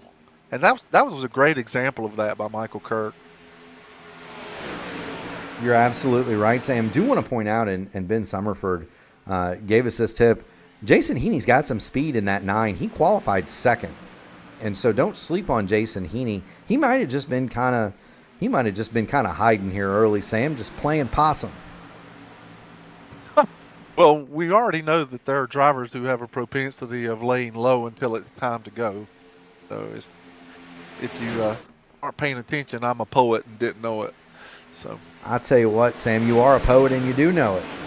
At any rate, you're quite right. You're quite right, Ben. Jason Heaney's worked his way back up to third. Another guy that hasn't been up there quite a whole bit of a lot, but one that is a noted super speedway racer, and one that has a ton of experience in this series. That's Adam O'Brien in the 87. He was involved through no fault of his own in an incident earlier. He started at the back of this deal. Adam O'Brien, though, has charged his way up to the front line. He is now either 4th or 5th, depending on how they score it, battling there with Michael Moquin, who looks ever more itchy to turn it to the inside and go 3 wide on the number 1 and Nolan Milnes. And Greg Evans, I think Greg is just about ready to let him in. I think Greg Evans is just trying to be cautious. He's watching carefully, but you've got drivers like Moquin and Cannon and Abbott. They're hungry. They want to get up to the front. They don't want to ride where they're at. They want to get by. So it's interesting to see how this is all playing out. Most certainly is. There's the serial on Adam O'Brien. Now they're going 3 wide. They are. That's the 20. 32 of Jason Southard said he didn't want any part of that, so he gives Cannon room to get to the outside with Michael Moquin as they try to pass Greg Evans. You know who that benefited the most? That's going to be the car that appears as the 20 but is scored as the 19. Jacob Cannon. He's made it from 13th on this restart all the way up to. He's made it all the way up to 8th thus far, and he's looking at Michael Moquin there on the outside line, trying to see if he can't further advance his position. The outside is far more organized than the bottom. Now, we talk about organization. When I think of this type of racing, Sam, I want to see cars that are tight together. As you see Jacob Cannon go, he'll take that spot in front of Greg Evans. We talk about organization, the cars being tight together and laying on one another. You've got the 50, that's the 0, is that 05 and Noah Abbott? Yes, the 05 is Noah Abbott. The 32 of Jason Southard has got a handful of that car as he wiggles going into 3. He holds his line, and the field's going to be passing him as they're 3 wide coming down the backstretch. hold your breath, fans. 60 laps to go. The leader is Sean Merriman. The Hornet's Nest is anywhere from 4th or 5th on back. I was asking you about organization. How big of a role does that play here as opposed to Daytona and Talladega, given that handling seems to be a lot more at a premium at a place like Atlanta over the bigger super speedways? You're talking about organization of the lines themselves in the draft? Yeah, so like at Daytona, Yeah, Talladega, we right. see guys leaning on each other. Here we haven't Well, really. Sean, because go ahead. go ahead. No, you. No, you, no. You go ahead. Michael Moquin was about to turn it 3 wide again. That name has been coming out a lot tonight. I think at a track like this, because your options are narrowed down so much. It is a much smaller scale track. The speeds and the drafting is critically important. You will have drivers that will give more room, but there are other drivers that take advantage of that space. And once they take advantage of that space and they're zigzagging and weaving from top to bottom every time they have a all clear, is that it will continue to change the dynamic of these lines. Now, the closer you run, the more susceptible you are to whatever chaos unfolds ahead of you. But some drivers, like even myself, I do have a tendency to give a little bit more room just simply because I want to be able to avoid those certain circumstances as they materialize. And we've seen some of these drivers with the same mentality, but you have others that are eager to get up front, and whatever they have to do, that's what they're going to do to get there. Moquin, Cannon, those guys have already said, we've got fast cars, our hot rods are hot, and we want to get them to the front, and we don't want any other place to be. And so momentum and inertia is all important here, and spacing is important, but it really depends on the mindset of the driver wanting to look and avoid the big one. And that's the advice on how you avoid the big one. Michael Moquin is still trying to turn that car to the inside of the number 1 of Nolan Milnes. And Milnes, he's trying to give room. He's trying to give space. The 08 of Dylan Godinas has been having some connectivity issues.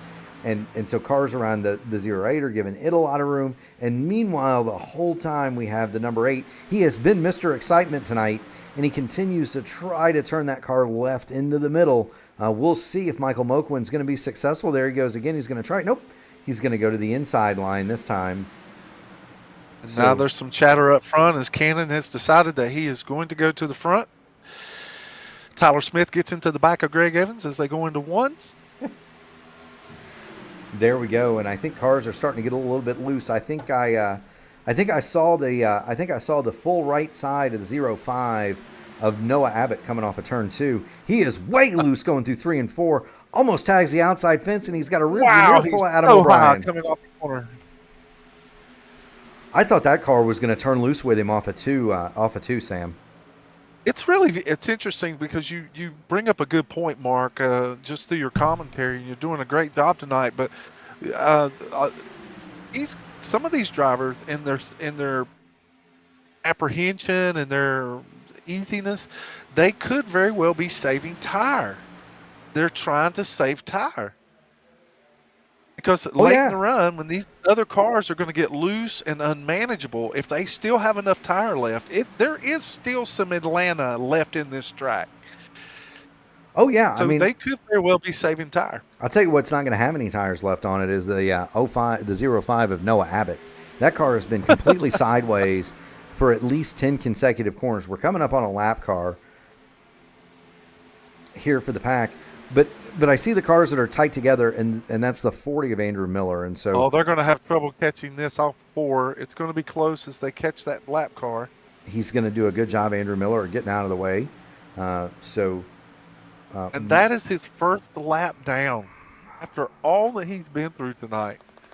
Well, and he is the first car 1 lap down, too. He's the only car 1 lap down. And the only one. Yeah, so you get a caution. He'll be able to come back in and affect some more repair. The 02 all the way down.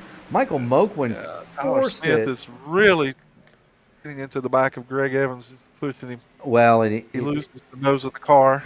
Well, and then he lost the nose, and Michael Moquin pulled up alongside and kind of gave him the old elbows going through there. And Moquin's going to pull it to the high side. Now he's working on Adam O'Brien. Now those moves might work on guys with less experience when you pull those abrupt maneuvers in the draft.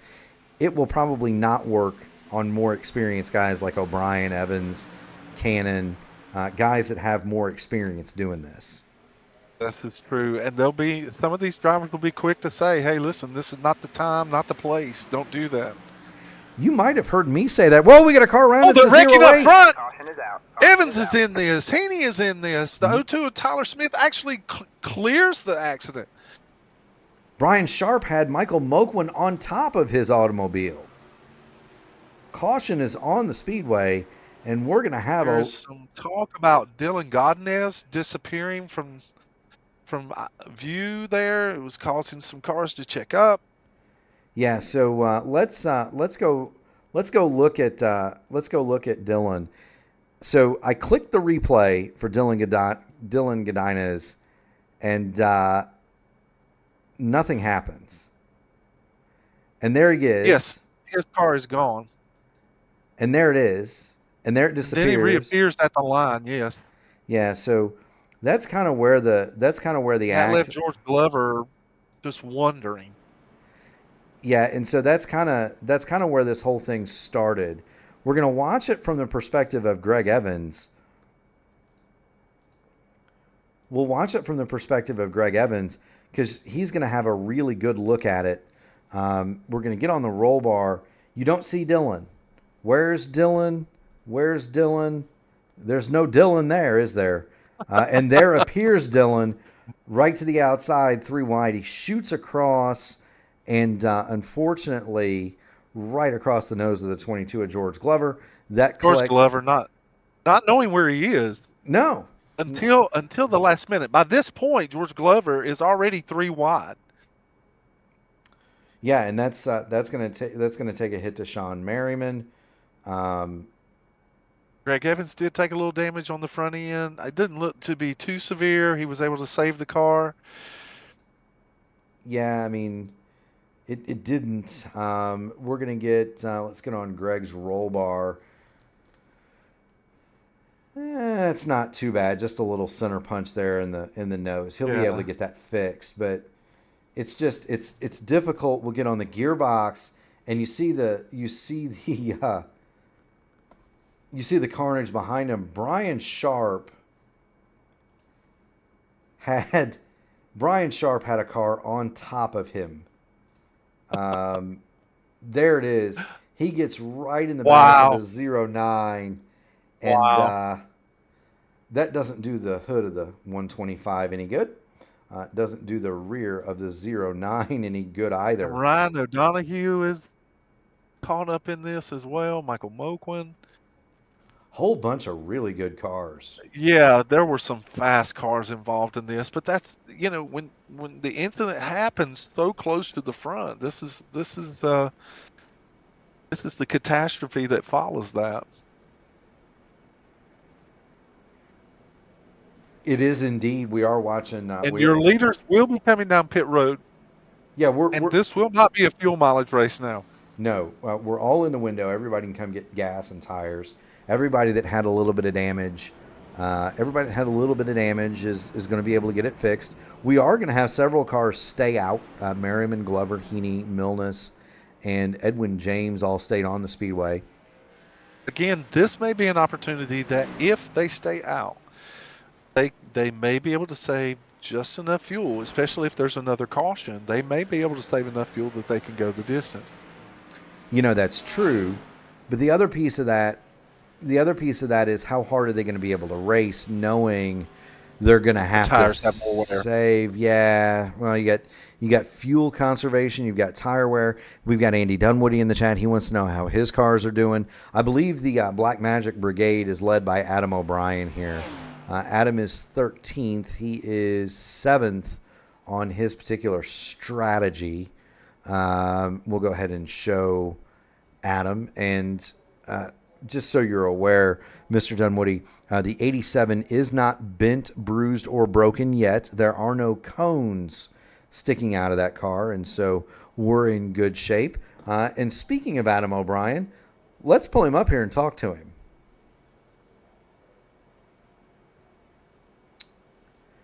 Adam O'Brien, you got Mark Murphy and Sam Crow in the P1 broadcasting booth. You got a copy, sir? I sure do.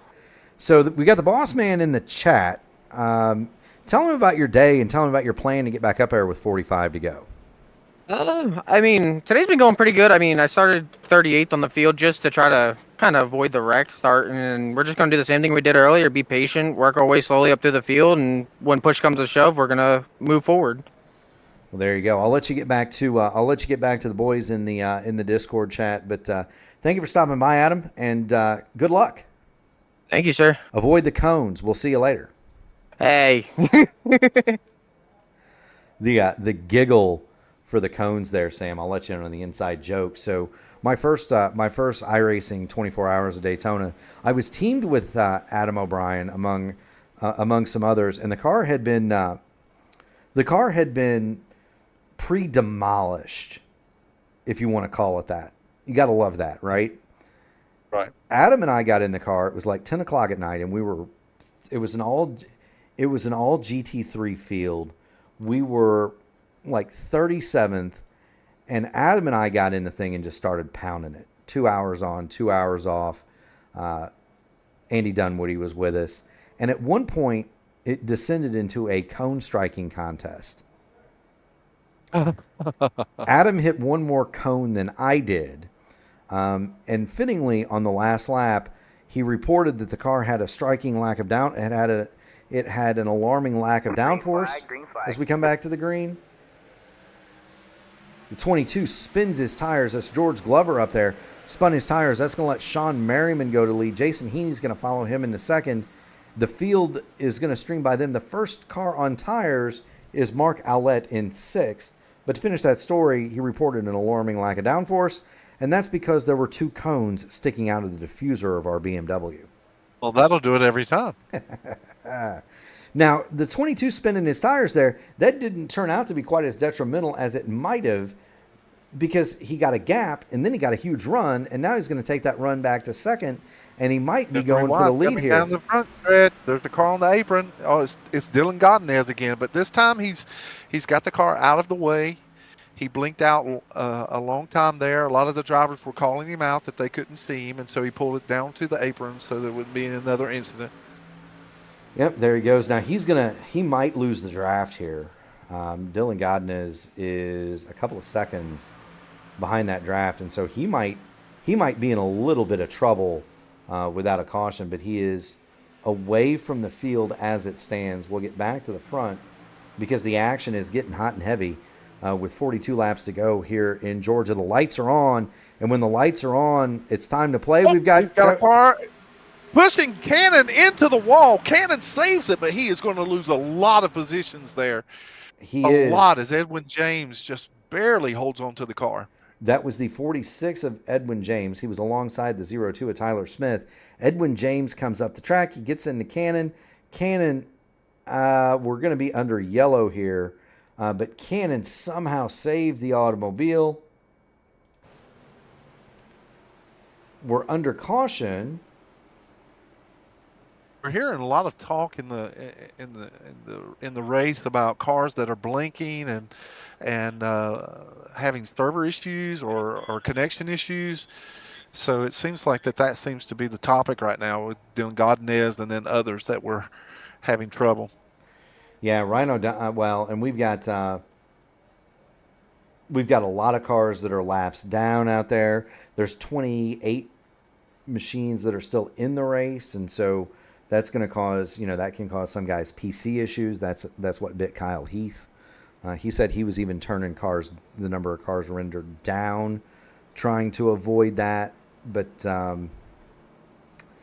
oddly enough, that Greg Evans and another couple of cars are taking the liberty to come down pit road here. It may be an opportunity to get fresh tires. Well, let's see. We've got the camera on Greg Evans. I think he might be repairing some. He might be under repair. That front end damage that he got in the other incident. Yeah, well, he's got the back end wrinkled too. Trying to assess Greg Evans here. The front is also center punched, and so he's going to take. Well, we know Cannon will come in because Cannon was into the wall significantly. Yeah, and as we see Greg Evans sit, the nose on that Camaro becomes a lot more straight as he sits on pit road. The longer he sits there, yeah. So he's definitely getting some repair. Andrew Miller has made his way back onto the lead lap, and I guarantee you that Mustang is doing the same thing as it's doing the same thing as Greg Evans. He's got damage all over the 40, especially to the nose of that machine. But you know what? You come down, if you've got a few minutes of repair, you can get that fixed right here on pit road as we work caution lap. Especially if the aero comes into play as much as it may here at Atlanta. And that seems to be what Evans and Miller and Cannon are all doing. They're just trying to get as much time out or on the pit lane to get those repairs done before the pace car comes back around. 100%, Sam. I mean, why not? There's only 16 cars on the lead lap. I was going to say that, considering how many cars are on the lead lap. Yeah, there's only 16 cars on lead lap. Why not come in if you're Greg Evans, and we'll go ahead and put him back up here. Come in, get that Camaro right, and make sure that it can push the wind at the end when you need it. No, not really any penalty, and if it's not driving good with the damage, you might as well get it fixed and see if you can't make a run toward the front, because more or less every car that's up there has damage too. So, Yes, sir. Kyle Heath alluded to it. Sam, if you take care of your front end, take care of your motor.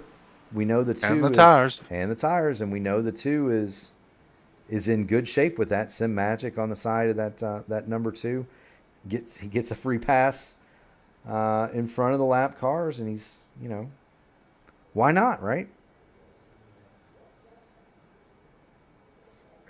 there's a lot of, I'm sorry, Mark, there's a lot of chattering going on in the race right now. I'm just trying to pick up tidbits of what the drivers are talking about.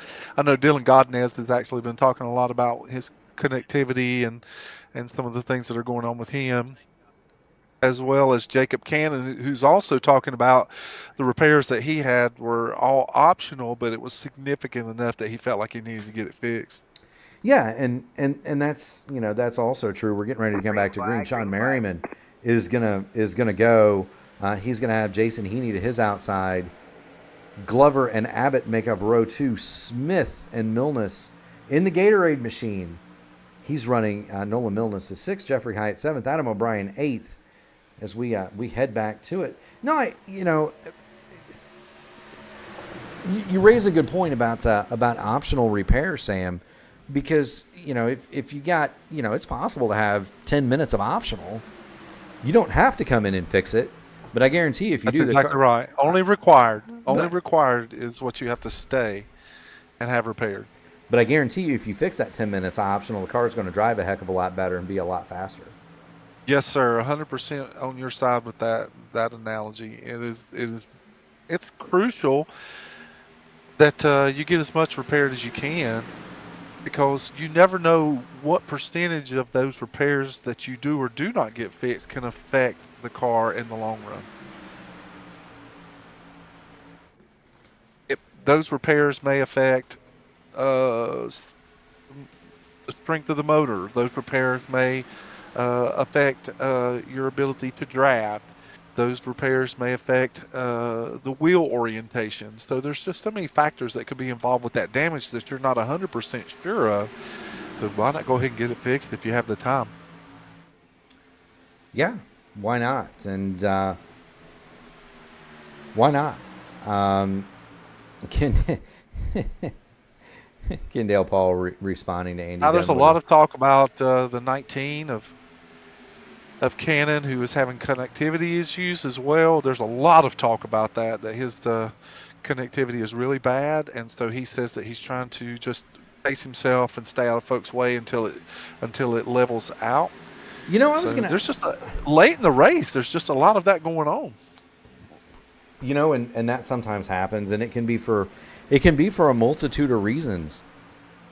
That's exactly right. Be a multitude of reasons. Sometimes you just get a soft server. That's happened before. It happened in a iRacing IndyCar Series event at California where the entire server started blinking. There was a glitch in iRacing itself. Oh, heavens, I can't even imagine. Yeah, you imagine hauling off in the turn 1 at California doing 230, 4 wide, and everybody blinks. Yeah. That was, we have a car on the wall. Evans just misses him in 3 and 4. Wow, what a close call that was. Yes, it was. Greg Evans. He seems to be dodging the bullets so far. He's going to get around the 46 of Edwin James and put him up to 10th. So the repaired number 2 is on the march toward the front. We'll continue to watch it. That is a car to watch. 33 laps to go here at Atlanta. Another one that gets people out and catches people out all the time. You always want to turn the automatic Windows updates and automatic NVIDIA updates off. Because if you start getting an update in the middle of the race, that'll cause you to blink big time. It can cause issues. You're right. I was actually leading a race at IRP one year, and was coming to the checker flag out of turn 4. I was leading by 3 or 4 seconds, and coming out of 4, and got completely disconnected coming out of 4. Yeah, it'll either cause you to blink, or if it's a required restart, it can. If it's a required restart, it'll cause you to. It'll cause you to blue screen and away you go. It'll completely shut the machine down. So you got to, just kind of a pro tip if you're out there and you're doing this and you haven't already done so, do your Windows updates and then pause it for 7 days so that you don't have that happen. Otherwise, your machine will acquire them as soon as they become available. Sean Merriman and Jason Heaney still lead it. They still lead it. Adam O'Brien, though, he's worked his way up to 4th. He is about to be 2nd on that top line. You've got Tyler Smith on the bottom. Now, Smith was one of those cars that took that was on the same strategy, if you recall, as Jacob Cannon, where they stayed out and then did not come to pit road until the last available lap under that stage break caution. He is now 3rd. It hasn't worked out. Tyler has shown some speed here in the second half of the race. In fact, there's been a couple of incidences with other drivers where his anxiousness. He was tapping drivers as they were on entry into 1, and so he's been eager to get up there, and he's not afraid. He's not afraid to use his right foot. That's for sure. No, he's not. And he's making good use of it. He's pushing Sean Merriman right along on that bottom line. On the top line, though, here comes Adam O'Brien. Andy Dunwoody. So you say there's some here, there's some there, and they're all coming home in a basket. Well, O'Brien isn't in a basket yet. He is running 4th, so you've got one more bullet left out there as they run. Adam O'Brien is 4th out of the Black Magic Dark Horse Performance Stables, but he's going to push Jason Heaney toward the lead here. The bottom line doesn't nearly have the organization the top does. What they do have, though, is the shorter way around, and they're being easier on the tires. We'll see if that tells the tale here over the last 28, 27 laps of this event. I've noticed that as we've got within the 30-lap finish of this race, that the communication among the drivers up front has actually increased as we have another car that is blinking. That's the 22 of George Glover. He went away. He came back. He is back now, but that's so unnerving when you're right up there at the front. When you have a rash of these connectivity issues with the cars that are blinking in and out quite this much, usually there's a routing issue that's, there may be a ping hub somewhere that a lot of these cars have to go through in order to get to the iRacing servers. And sometimes when it gets to that particular point, it can cause hiccups. It's not necessarily the driver's equipment or the driver's routers or modems at home. Sometimes it is within the route between their home and the servers. Yeah, I'll see that sometimes, especially if I'm racing on a Saturday afternoon. I'll see that sometimes just because my connection has to go from, my home in South Bend, Indiana to Chicago and then to Boston. Well, that's right. That's exactly right. Peak internet time, Chicago gets a little busy. Oh, no question. And there's a main hub through Chicago that a lot of these Midwest drivers have to go through, and Western United States drivers that they have to go through as well. There is a lot of the guys out of that Black Magic Studios Dark Horse Performance stable. They're out of the area that surrounds Philadelphia. So there's another one, right? You got to go through a major hub on the Eastern Seaboard. Philly is one, and that can cause those same glitches. Everybody seems to be pretty decent on my screen, though, at least at the moment, Sam. The spaces between these drivers is actually closing up. They know that they're getting within that 25 lap range, and now they have to start making some decisions. Again, it's not easy to pass here. So they're going to have to make decisions on how they're going to get to the front, who they can trust, who they can't trust, who they want to use up, and who they don't want to use up. So it's getting down to the last laps of this race, and decisions are going to have to be made. I have noticed that all of our lead lap cars outside of Andrew Miller, who has sustained a lot of damage tonight, all 14 top positions. Well, no, Dylan Godinez is actually pulled away as well, simply because of his connectivity issues. So you have the top 13 cars that are fighting diligently up here in the front of the pack to try and get up front for the win. Yeah, and we do want to stay with the front of this pack. It is the battle for the lead, and we do want to make sure that we bring that story to you out there. We do, again, thank everybody who's tuning this race in. If you haven't already done so, make sure you click like on the video and ring the bell to subscribe to the channel. That is the easiest and best way that you can support both the series and the network. We're working we're working 22 to go, coming to 20. A car on the bottom of the racetrack, and now they're taking evasive measures. Someone else shoots down across the racetrack in front of the field. Everyone clears it. There is no one that wrecks in that. Oh, my heart just stopped watching all that. Okay, so this all started. There's some activity between. Well, even before that, you see the 14 of Rhino Donahue. He goes down to the bottom. Meanwhile, the 8 of Michael Moquin, he breaks loose. He also goes down to the bottom. The number 7 of O'Brien. Well, the number 7 of Joseph Klein. Joseph Klein. I'm sorry. Yeah, no, Klein. He's going to get in the back of the 46. He abruptly checks up and goes to the bottom. We had 3 or 4 cars there that all took, some sort of evasive action.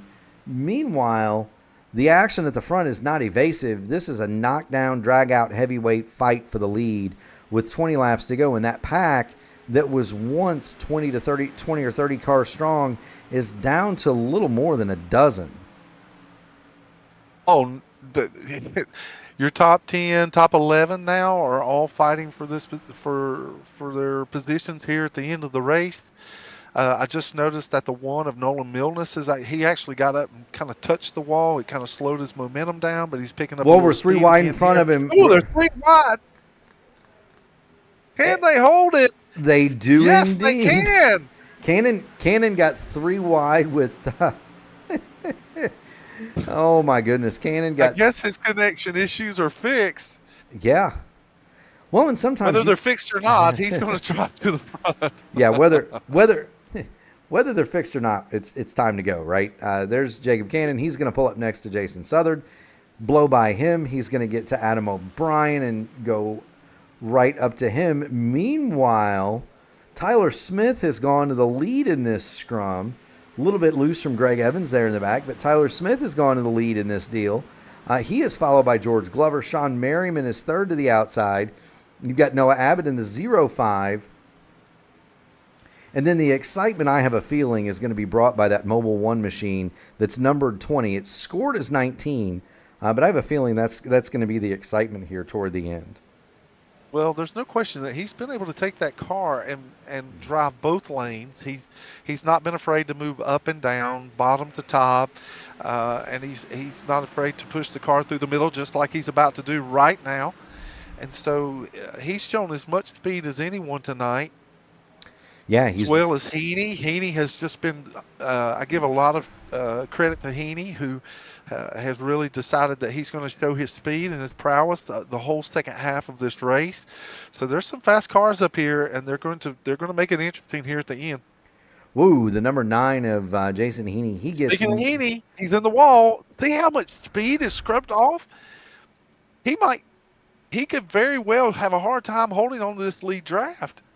Let's see. He's up at 165 miles an hour, 66. He's still accelerating. I think he's going to be okay. He's got 6/10 to Greg Evans, so I think he's going to be okay. Yeah, he's going to stay within that envelope. We're going to bring it to you from the P1 airship here. The front of this field is starting to really get gnarly now. You got Greg Evans. He's going to the bottom there. He's going to get to the underside of Brian Sharp. The Sharp car with the smiley face on the hood, that is several laps down. So pay no, he's not involved in this fight at the front. Meanwhile, Jacob Cannon, he gets loose trying to go to the middle. That's going to drop him back behind Nolan Milnes, who will go to third. Glover will maintain fourth on the bottom. Move Jason. Good golly, move Jacob Cannon back to the third row. I can't even commentate when they're doing that. I can't even say their names right, for Pete's sake. Between oohs and ahs, it's really hard to enunciate. Yeah, between ooh, ah, and holy mackerel. Now there's a big push by Merriman on the outside. Milnes is going to make sure that he's we got contact. Milnes is running in front of Collins. Glover and Milnes make contact. And now they're still wrecking in 3 and 4. Everyone seems to right the car. It looks like probably Milnes will take the worst of the damage here, although there were other cars involved. Yeah, let's go back and have a look at it. Nolan Milnes takes a ride off of the right front corner of the 22 of George Glover. You've got Cannon up there, the 32 hard into it. That's Jason Southard. Cannon seems to save it. He's going to get into Brian Sharp. Poor Sharp has just got that car takes damage fixed. in this. Yes. Oh my heavens! Who is that? They hit the wall so hard. That was Brian Sharp. Wow, he hit the wall hard. Yes, he did. That was the lap car that was up at the front. Meanwhile, guess who sneaks through this? You're going to tell me the 2 car. Let's have a look from the roll bar, and you'll get a first class view, fans, of exactly what it looks like to avoid the wreck. We're riding on the roof cam of Greg Evans. This is about what he sees every bit of this unfold, and he doesn't get in any of it. Watch. Even after the initial contact in 3, and they're hitting the wall. Look, it's coming off 4 and still misses. The track is completely blocked in front of him, and he still missed it all. Not one. It is so difficult to make the right decisions in these instances. It is just not easy. It is not easy. It isn't. There's a lot of instinct. There's a lot of intuition. Some of that is preparation. Some of it is experience, and a good bit of it is luck. But Greg Evans. Well, yeah, and not only that, but you have to understand the dynamics of these tracks as well, because once contact is made, the cars are going to, centrifugal force will take them to the wall, but then once they make that contact, they'll start to move back down to the bottom. And so you're trying to make all these decisions in a split second in such a small window of time.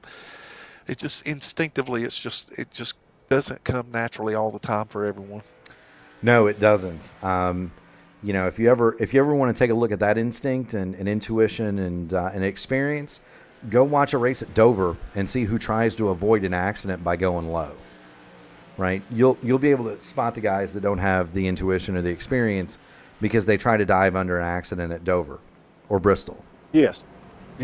Never do that. There's so much banking, and see the difference between a super speedway like Daytona that has much more banking than a track like Atlanta here that has less, is that the track clears it takes longer for the track to clear from the bottom to the top to the bottom.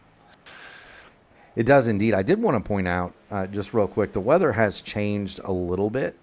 The track has come down to 76 degrees. The air is still 73.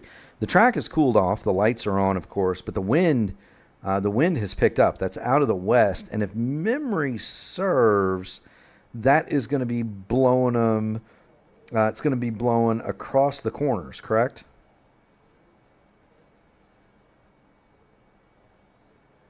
I want to say I'm trying to catch again some of the chatter here. Cannon is saying he's not happy about the damage he sustained in that last incident. He's not sure of the extent of what that damage is, but he's talking a lot like Ross Chastain right now. he knows he's got the damage. How's that?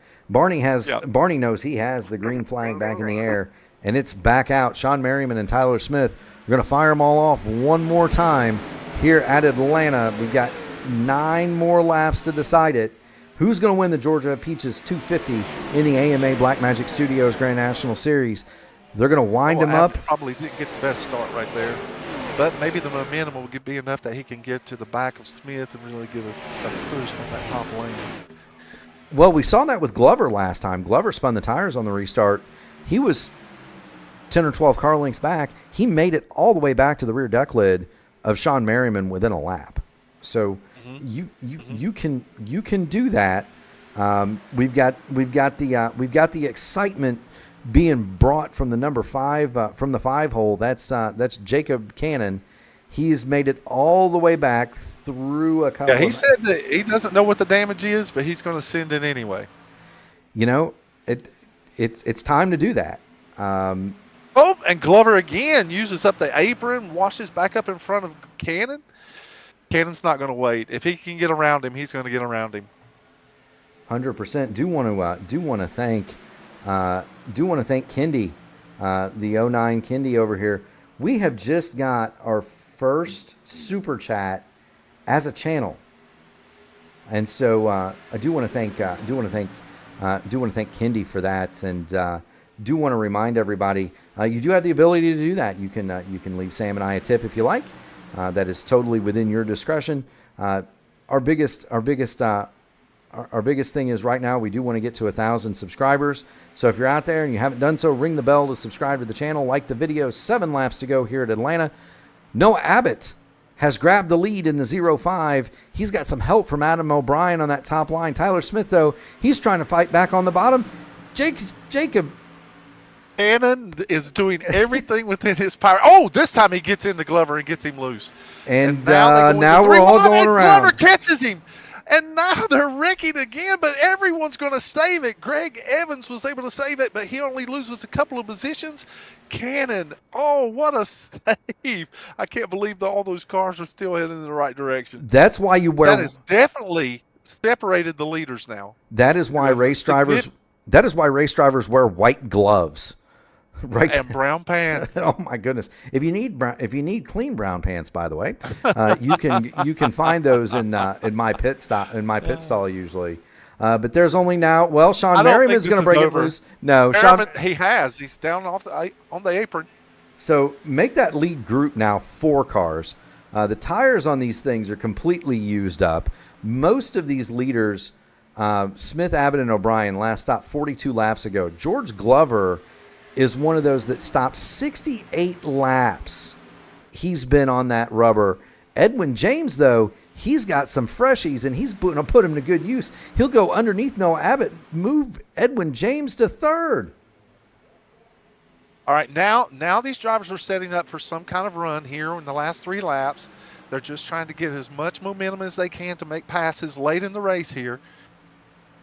Tyler Smith, some would question whether he's in the best position or in the unsafest position, just simply because he's leading this thing. It's just interesting to see who's going to get the run. I wouldn't want to bet against that 46 on those new tires. He is driven all the way up to the front of this field. 8 laps on his. Dylan Godinez, he is back after the connectivity issues. He's coming, and he is also on freshies. Oh, now we're wrecking again. Greg Evans is hard in the wall. 32. Jason Southard. Oh my heavens. If this ain't a mess, it'll do till the mess gets here. They're coming off of turn number 4. Oh, it looked like Merriman got into the left rear of the 32, and that sent him into Evans, and chaos has ensued after that. Yeah, we're watching him come down the front here. That's Sean Merriman in the 18. Jason Southern in the 32. There's the hit in the left rear.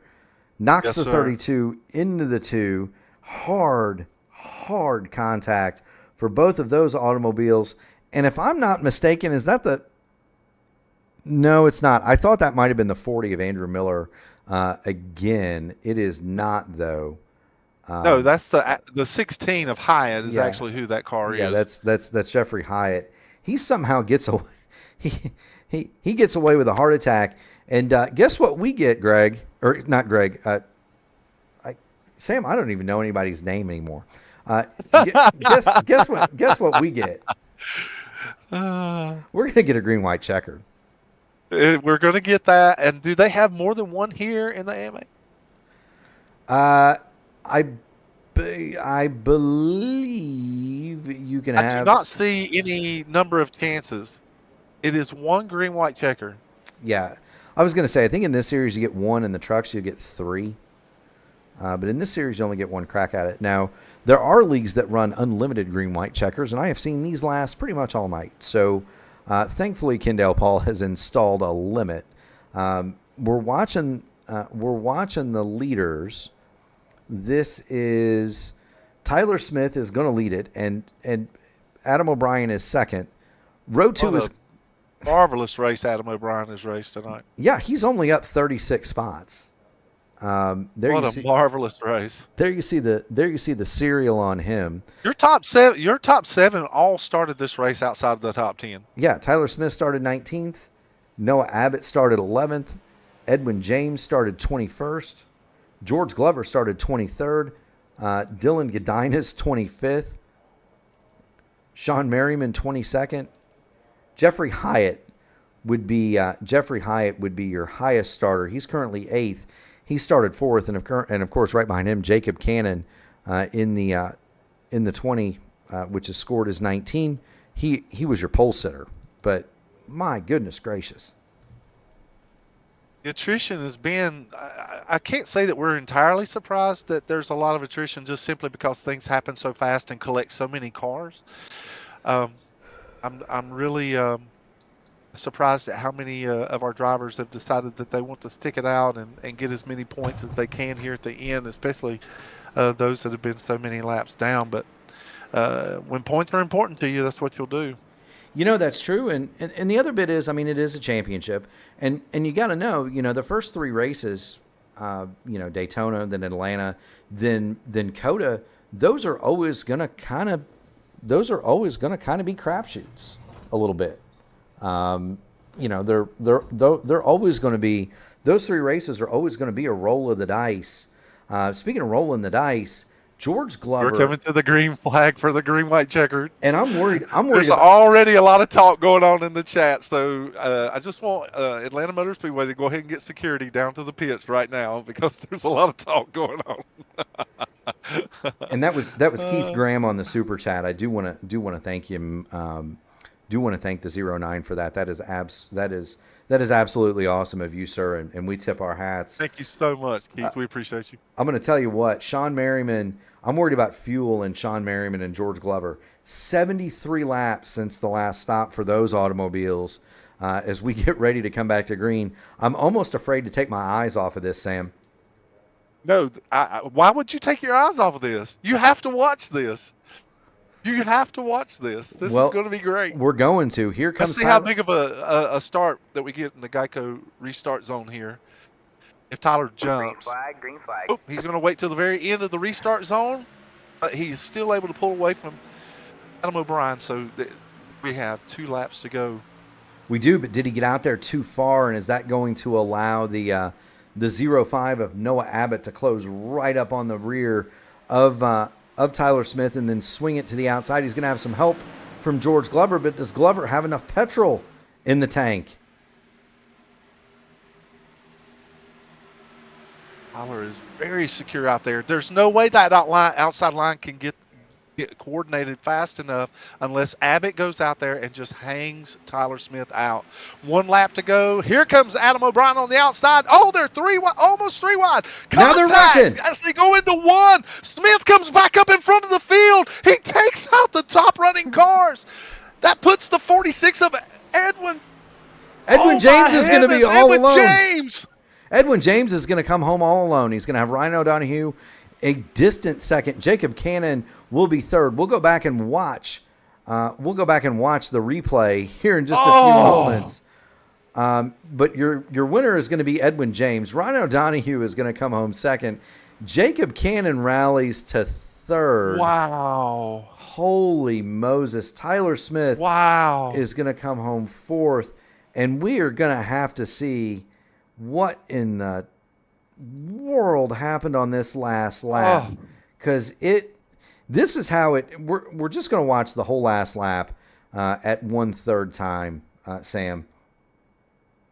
So, oh my heavens! It looked, Abbott decided there was enough space there for him to make the first initial move, especially with Adam O'Brien making a big run on the outside, which I did not expect that he would have that much time, but he did. And Abbott went to the bottom, and it looked like Smith decided he was going to close the door. And then you had, they all come back up in the track, and then it looks like you've got a lot of net code between the 02, the 87 there, the 22 involved. Huge hit for Dylan Godinez as well. They were still wrecking in turn 2. Yeah, so much contact. Andrew Miller, he's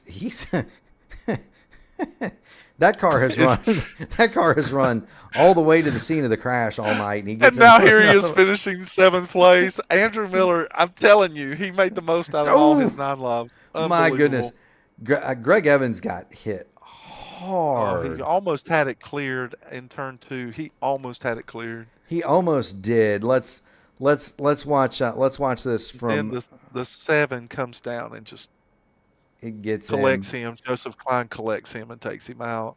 Yeah. Well, Smith had just. It looked to me that Smith had just decided, regardless of it whether he was on the apron or not, that he was going to try and get back up into the racing line. And by then, there's no way he can keep the car down, and he comes right back up in front of the field. Whew. There's just so many. It's just so much happening right there on the last lap. There is, and all of that added up to a stunner. Edwin James is going to come home. Your winner. Well, it looks like you're prophetic in your commentary. You said that the 46 had fresh tires, and it looked like he had as good a chance as anyone. And so guess what? The 46 of Edwin James is the race winner. Ryan O'Donohue, after an eventful night, he comes home second as well. And Jacob Cannon, who said despite all the damage he was going to send it, here he is in third. Tyler Smith, who was involved in that late race mass chaos, was finishing in 4th position. Yeah, Jason Southern. Yeah, he did not put a practice time in nor a qualifying time and comes on 5th. Yeah, Andrew Miller, Dylan Godinez, Adam O'Brien, after being second coming to get the white flag, he'll come home 9th. And George Glover, he ran at 75 laps. 75 laps. Austin's really helped him. Yeah, for George Glover. So did Sean Merriman in 6th. Those two cars ran 75 laps to come home 6th and 10th. That's incredible from those two. In 11th, Mark Ouellette, followed by Greg Evans, Jeffrey Hyatt, Noah Abbott, and Lee Campbell will round out your top 15. Sean Mott, Nolan Milnes, James Hodgson, Jason Heaney, and Joseph Klein are going to be 16th through 20th. In 21st, Ted Craven. 22nd, Corey Crandall. 23rd, Patrick Collins. 24th, Michael Moquin. He had an eventful night, didn't he, Sam? 25th. Oh, didn't he? He was definitely on our lips all night long. He was. Donald Green will be 25th.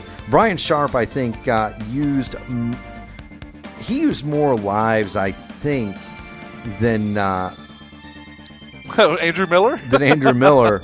I counted at least 3 times the hood flew off of the number 125, but he'll be credited with 26. Keith Graham, and we do thank you out there, Keith. He'll be 27th. Out of the race, Michael Kirk, Eric Corder, and Jacob Smith will be 30th. In 31st, Kyle Heath, Brian Wasserman, Justin Osterman, John Hutchins, and Braden Langley through 35th. In 36th, Brandon Bernier, then Kendall Paul, Mark Cofield, and John Guerrera. Trevor Benz will be 40th. 41st, Colin Cole, Michael Wingo 42nd, and Jaden Porter is going to come home shotgun on the field. 43rd for Jaden Porter. I need to catch my breath. I told you the security needed to be in the pit area, and even Kendi agrees with me in the chat. Keith Graham actually agrees with me. They need to be in the infield. Oh heavens!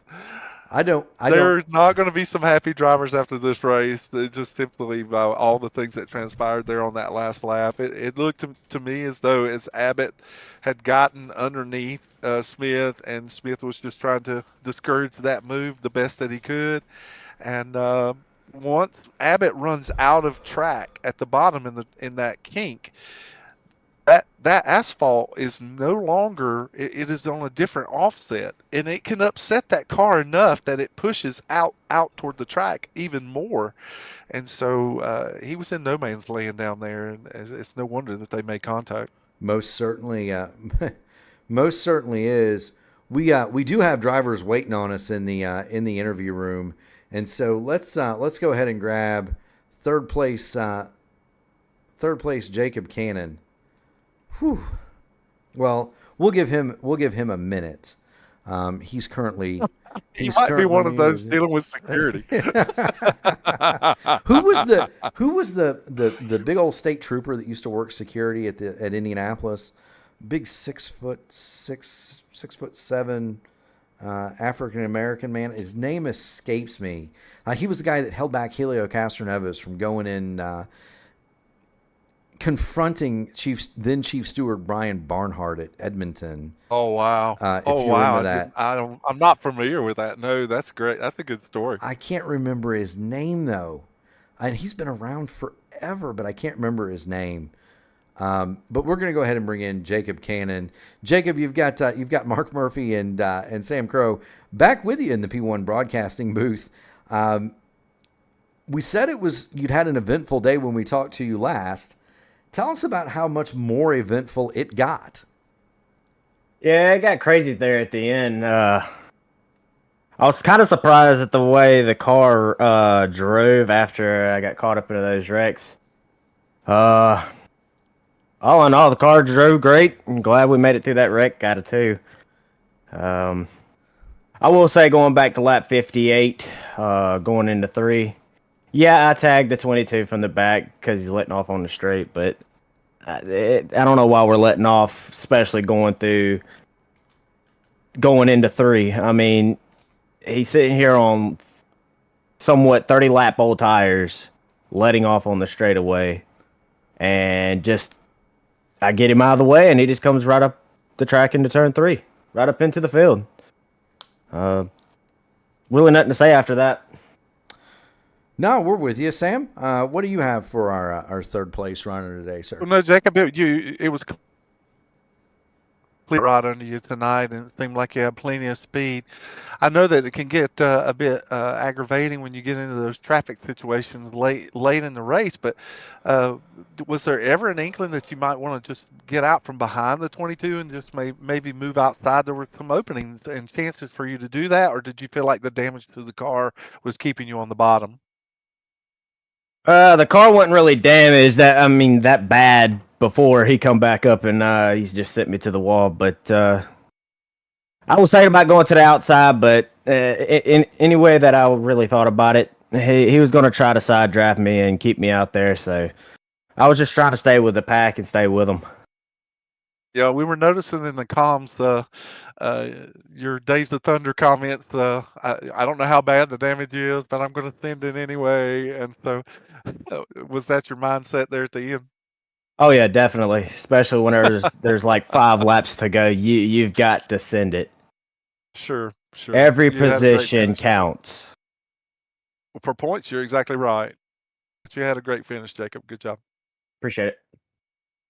You most certainly did have that great finish, and as is the tradition here on the P1 Broadcasting Network, Mr. Cannon, if you finish on the podium, you get to highlight your friends, family, sponsors, anybody that you'd like to give a shout out to, sir. The microphone and the floor are yours.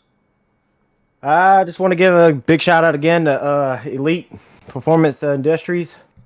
They've been with me since day one, helping me out with running asphalt. I ain't really touched asphalt, and I don't know, 3 years, and now getting back into it.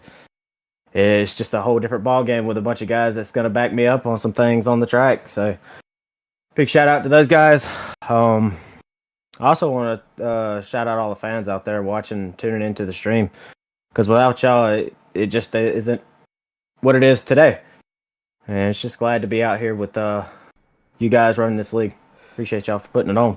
Hey, we appreciate your showing up. We appreciate your skill, and keep going fast and having fun, my friend. We will see you next week at COTA. Damn full. We'll see you then. Absolutely. That is Jacob Cannon. He's going to run third tonight. We'll go ahead and get our second place runner in here. That's going to be Ryan O'Donohue in the 14.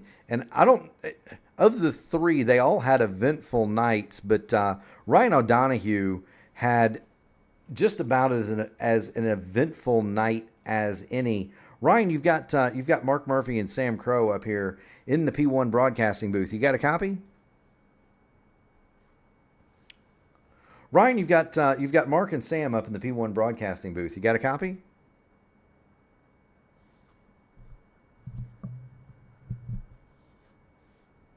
I don't think you can hear us, Sam. I don't know. It's hard to say. It is hard. We can try to get back to him. Yeah, let's do that. We'll drop Ryan back in the waiting room. We'll bring up race winner Edwin James, who had the most eventful. Well, maybe we're going to bring in race winner Edwin James, who he had the most eventful last lap of all. Edwin, you've got Mark and Sam in the P1 broadcasting booth. You got a copy? Yes, sirs. Congratulations, Edwin. Yeah. Thank you. Thank you. That's I'm sure you're probably still trying to catch your breath. I gotta know what did you see from the seat of that 46 on the last lap, and There was 4 cars in front of me, and then there wasn't. So I'm looking back in the mirror. I see nobody behind me. So I'm just screaming like, come on, we got to get to the start-finish line. and get to the start-finish line you did. I'm going to pop this graphic up because it's one of my favorite in all of motorsport. We ran 168 laps here at Atlanta tonight. You led exactly one of them, but it was the most important lap. It was the lap that paid the money. You dodged the wrecks to do it. This is the second race in a row now. Yeah, this is the second race in a row. How big were the new tires at the end? That made all the difference in the world. That just put the car on rails, and I could really do anything I wanted with it. And it just it made all the difference. I couldn't believe how much fresh tires helped. I was glad I had them. I think I pitted, 20 laps to go or something like that, and I just drove the wheels off it after that. I was like, we're going to the front. I'm taking it. 100%. Sam, what do you have for the winner tonight?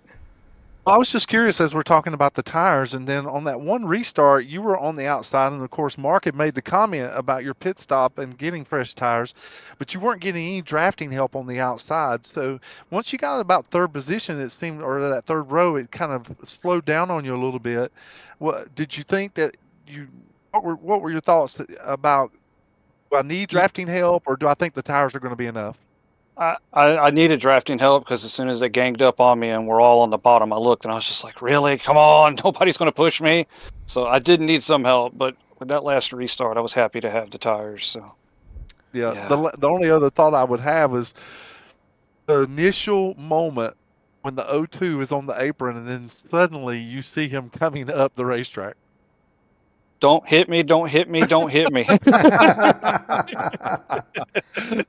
Because looking from your cockpit, it was just so scary to think how close you were to all that.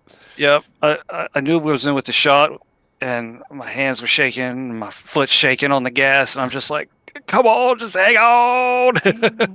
I looked at your cockpit as after the race, and then once I saw the O2 coming back up and then collecting the 22, it was just a matter of feet that you missed that and had the awareness to pull down below the apron. So it was great driving on your part, Edwin, and we're excited that you were able to get the win tonight. Yes, thank you guys. I got to thank everybody at FGR. I thank my wife.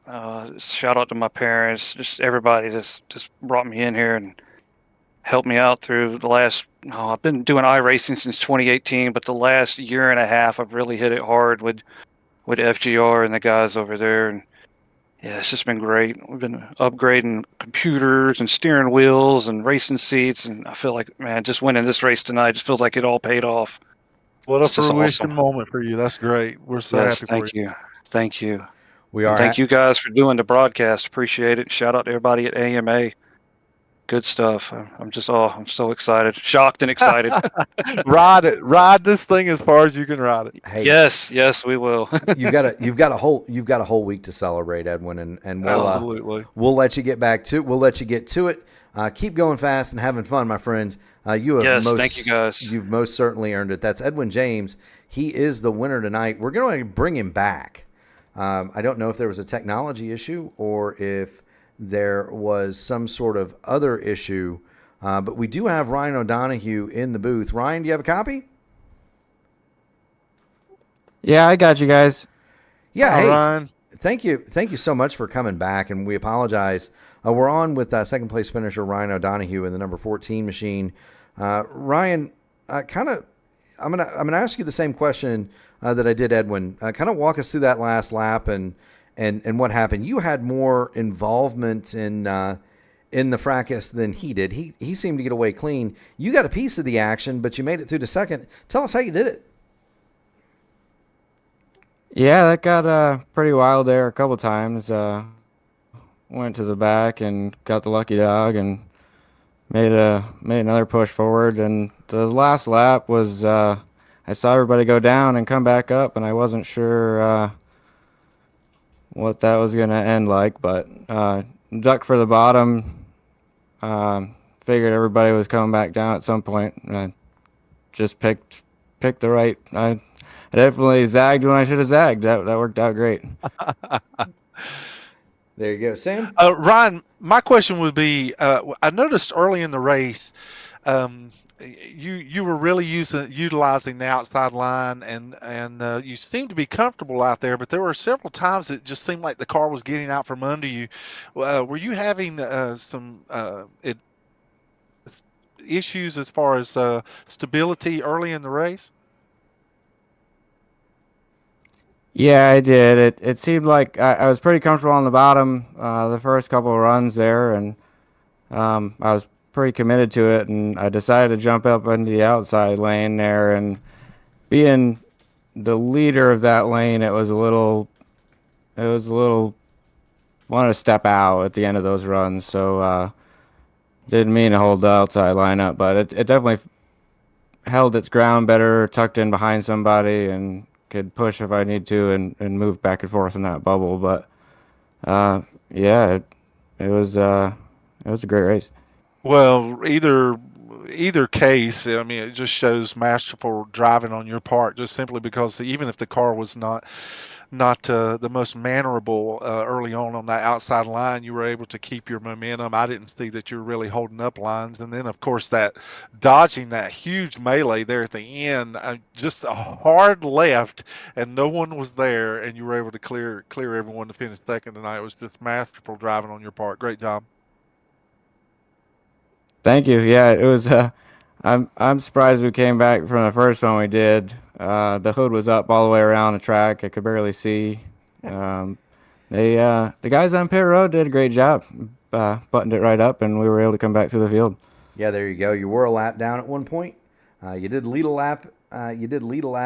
and you come home second, you dodge the big wreck. Ryan, as is the tradition here on the P1 Broadcasting Network, you finish on the podium, you get the microphone. Friends, family, sponsors, anybody you'd like to shout out to, sir, the floor is yours. Mainly just my girlfriend. I know she's out watching from home. And I got a nice new setup here, rig and everything. I was on a little bit of a hiatus for a little while from all this racing stuff, but getting back into it, and seems like we're picking right back up where we left off. Well, we do thank you, Ryan, for joining us in the booth. My standard line, keep going fast and having fun, buddy. And we will see you next week at COTA. Appreciate it. Looking forward to the road course. Thanks to everybody for watching, and have a good night. Hey, thanks. Congratulations, Ryan. Great job. So that's Ryan O'Donohue.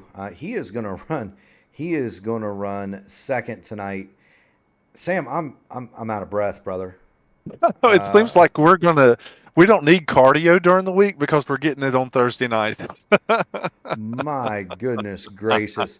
What a just, I don't know that there are any other words that I can say. I'm about out of adjectives, adverbs, and any other conjugations that I can use to describe what we just saw here in the AMA Georgia Peaches 250. And if you'd like to see more, we've got a full slate for you tomorrow night.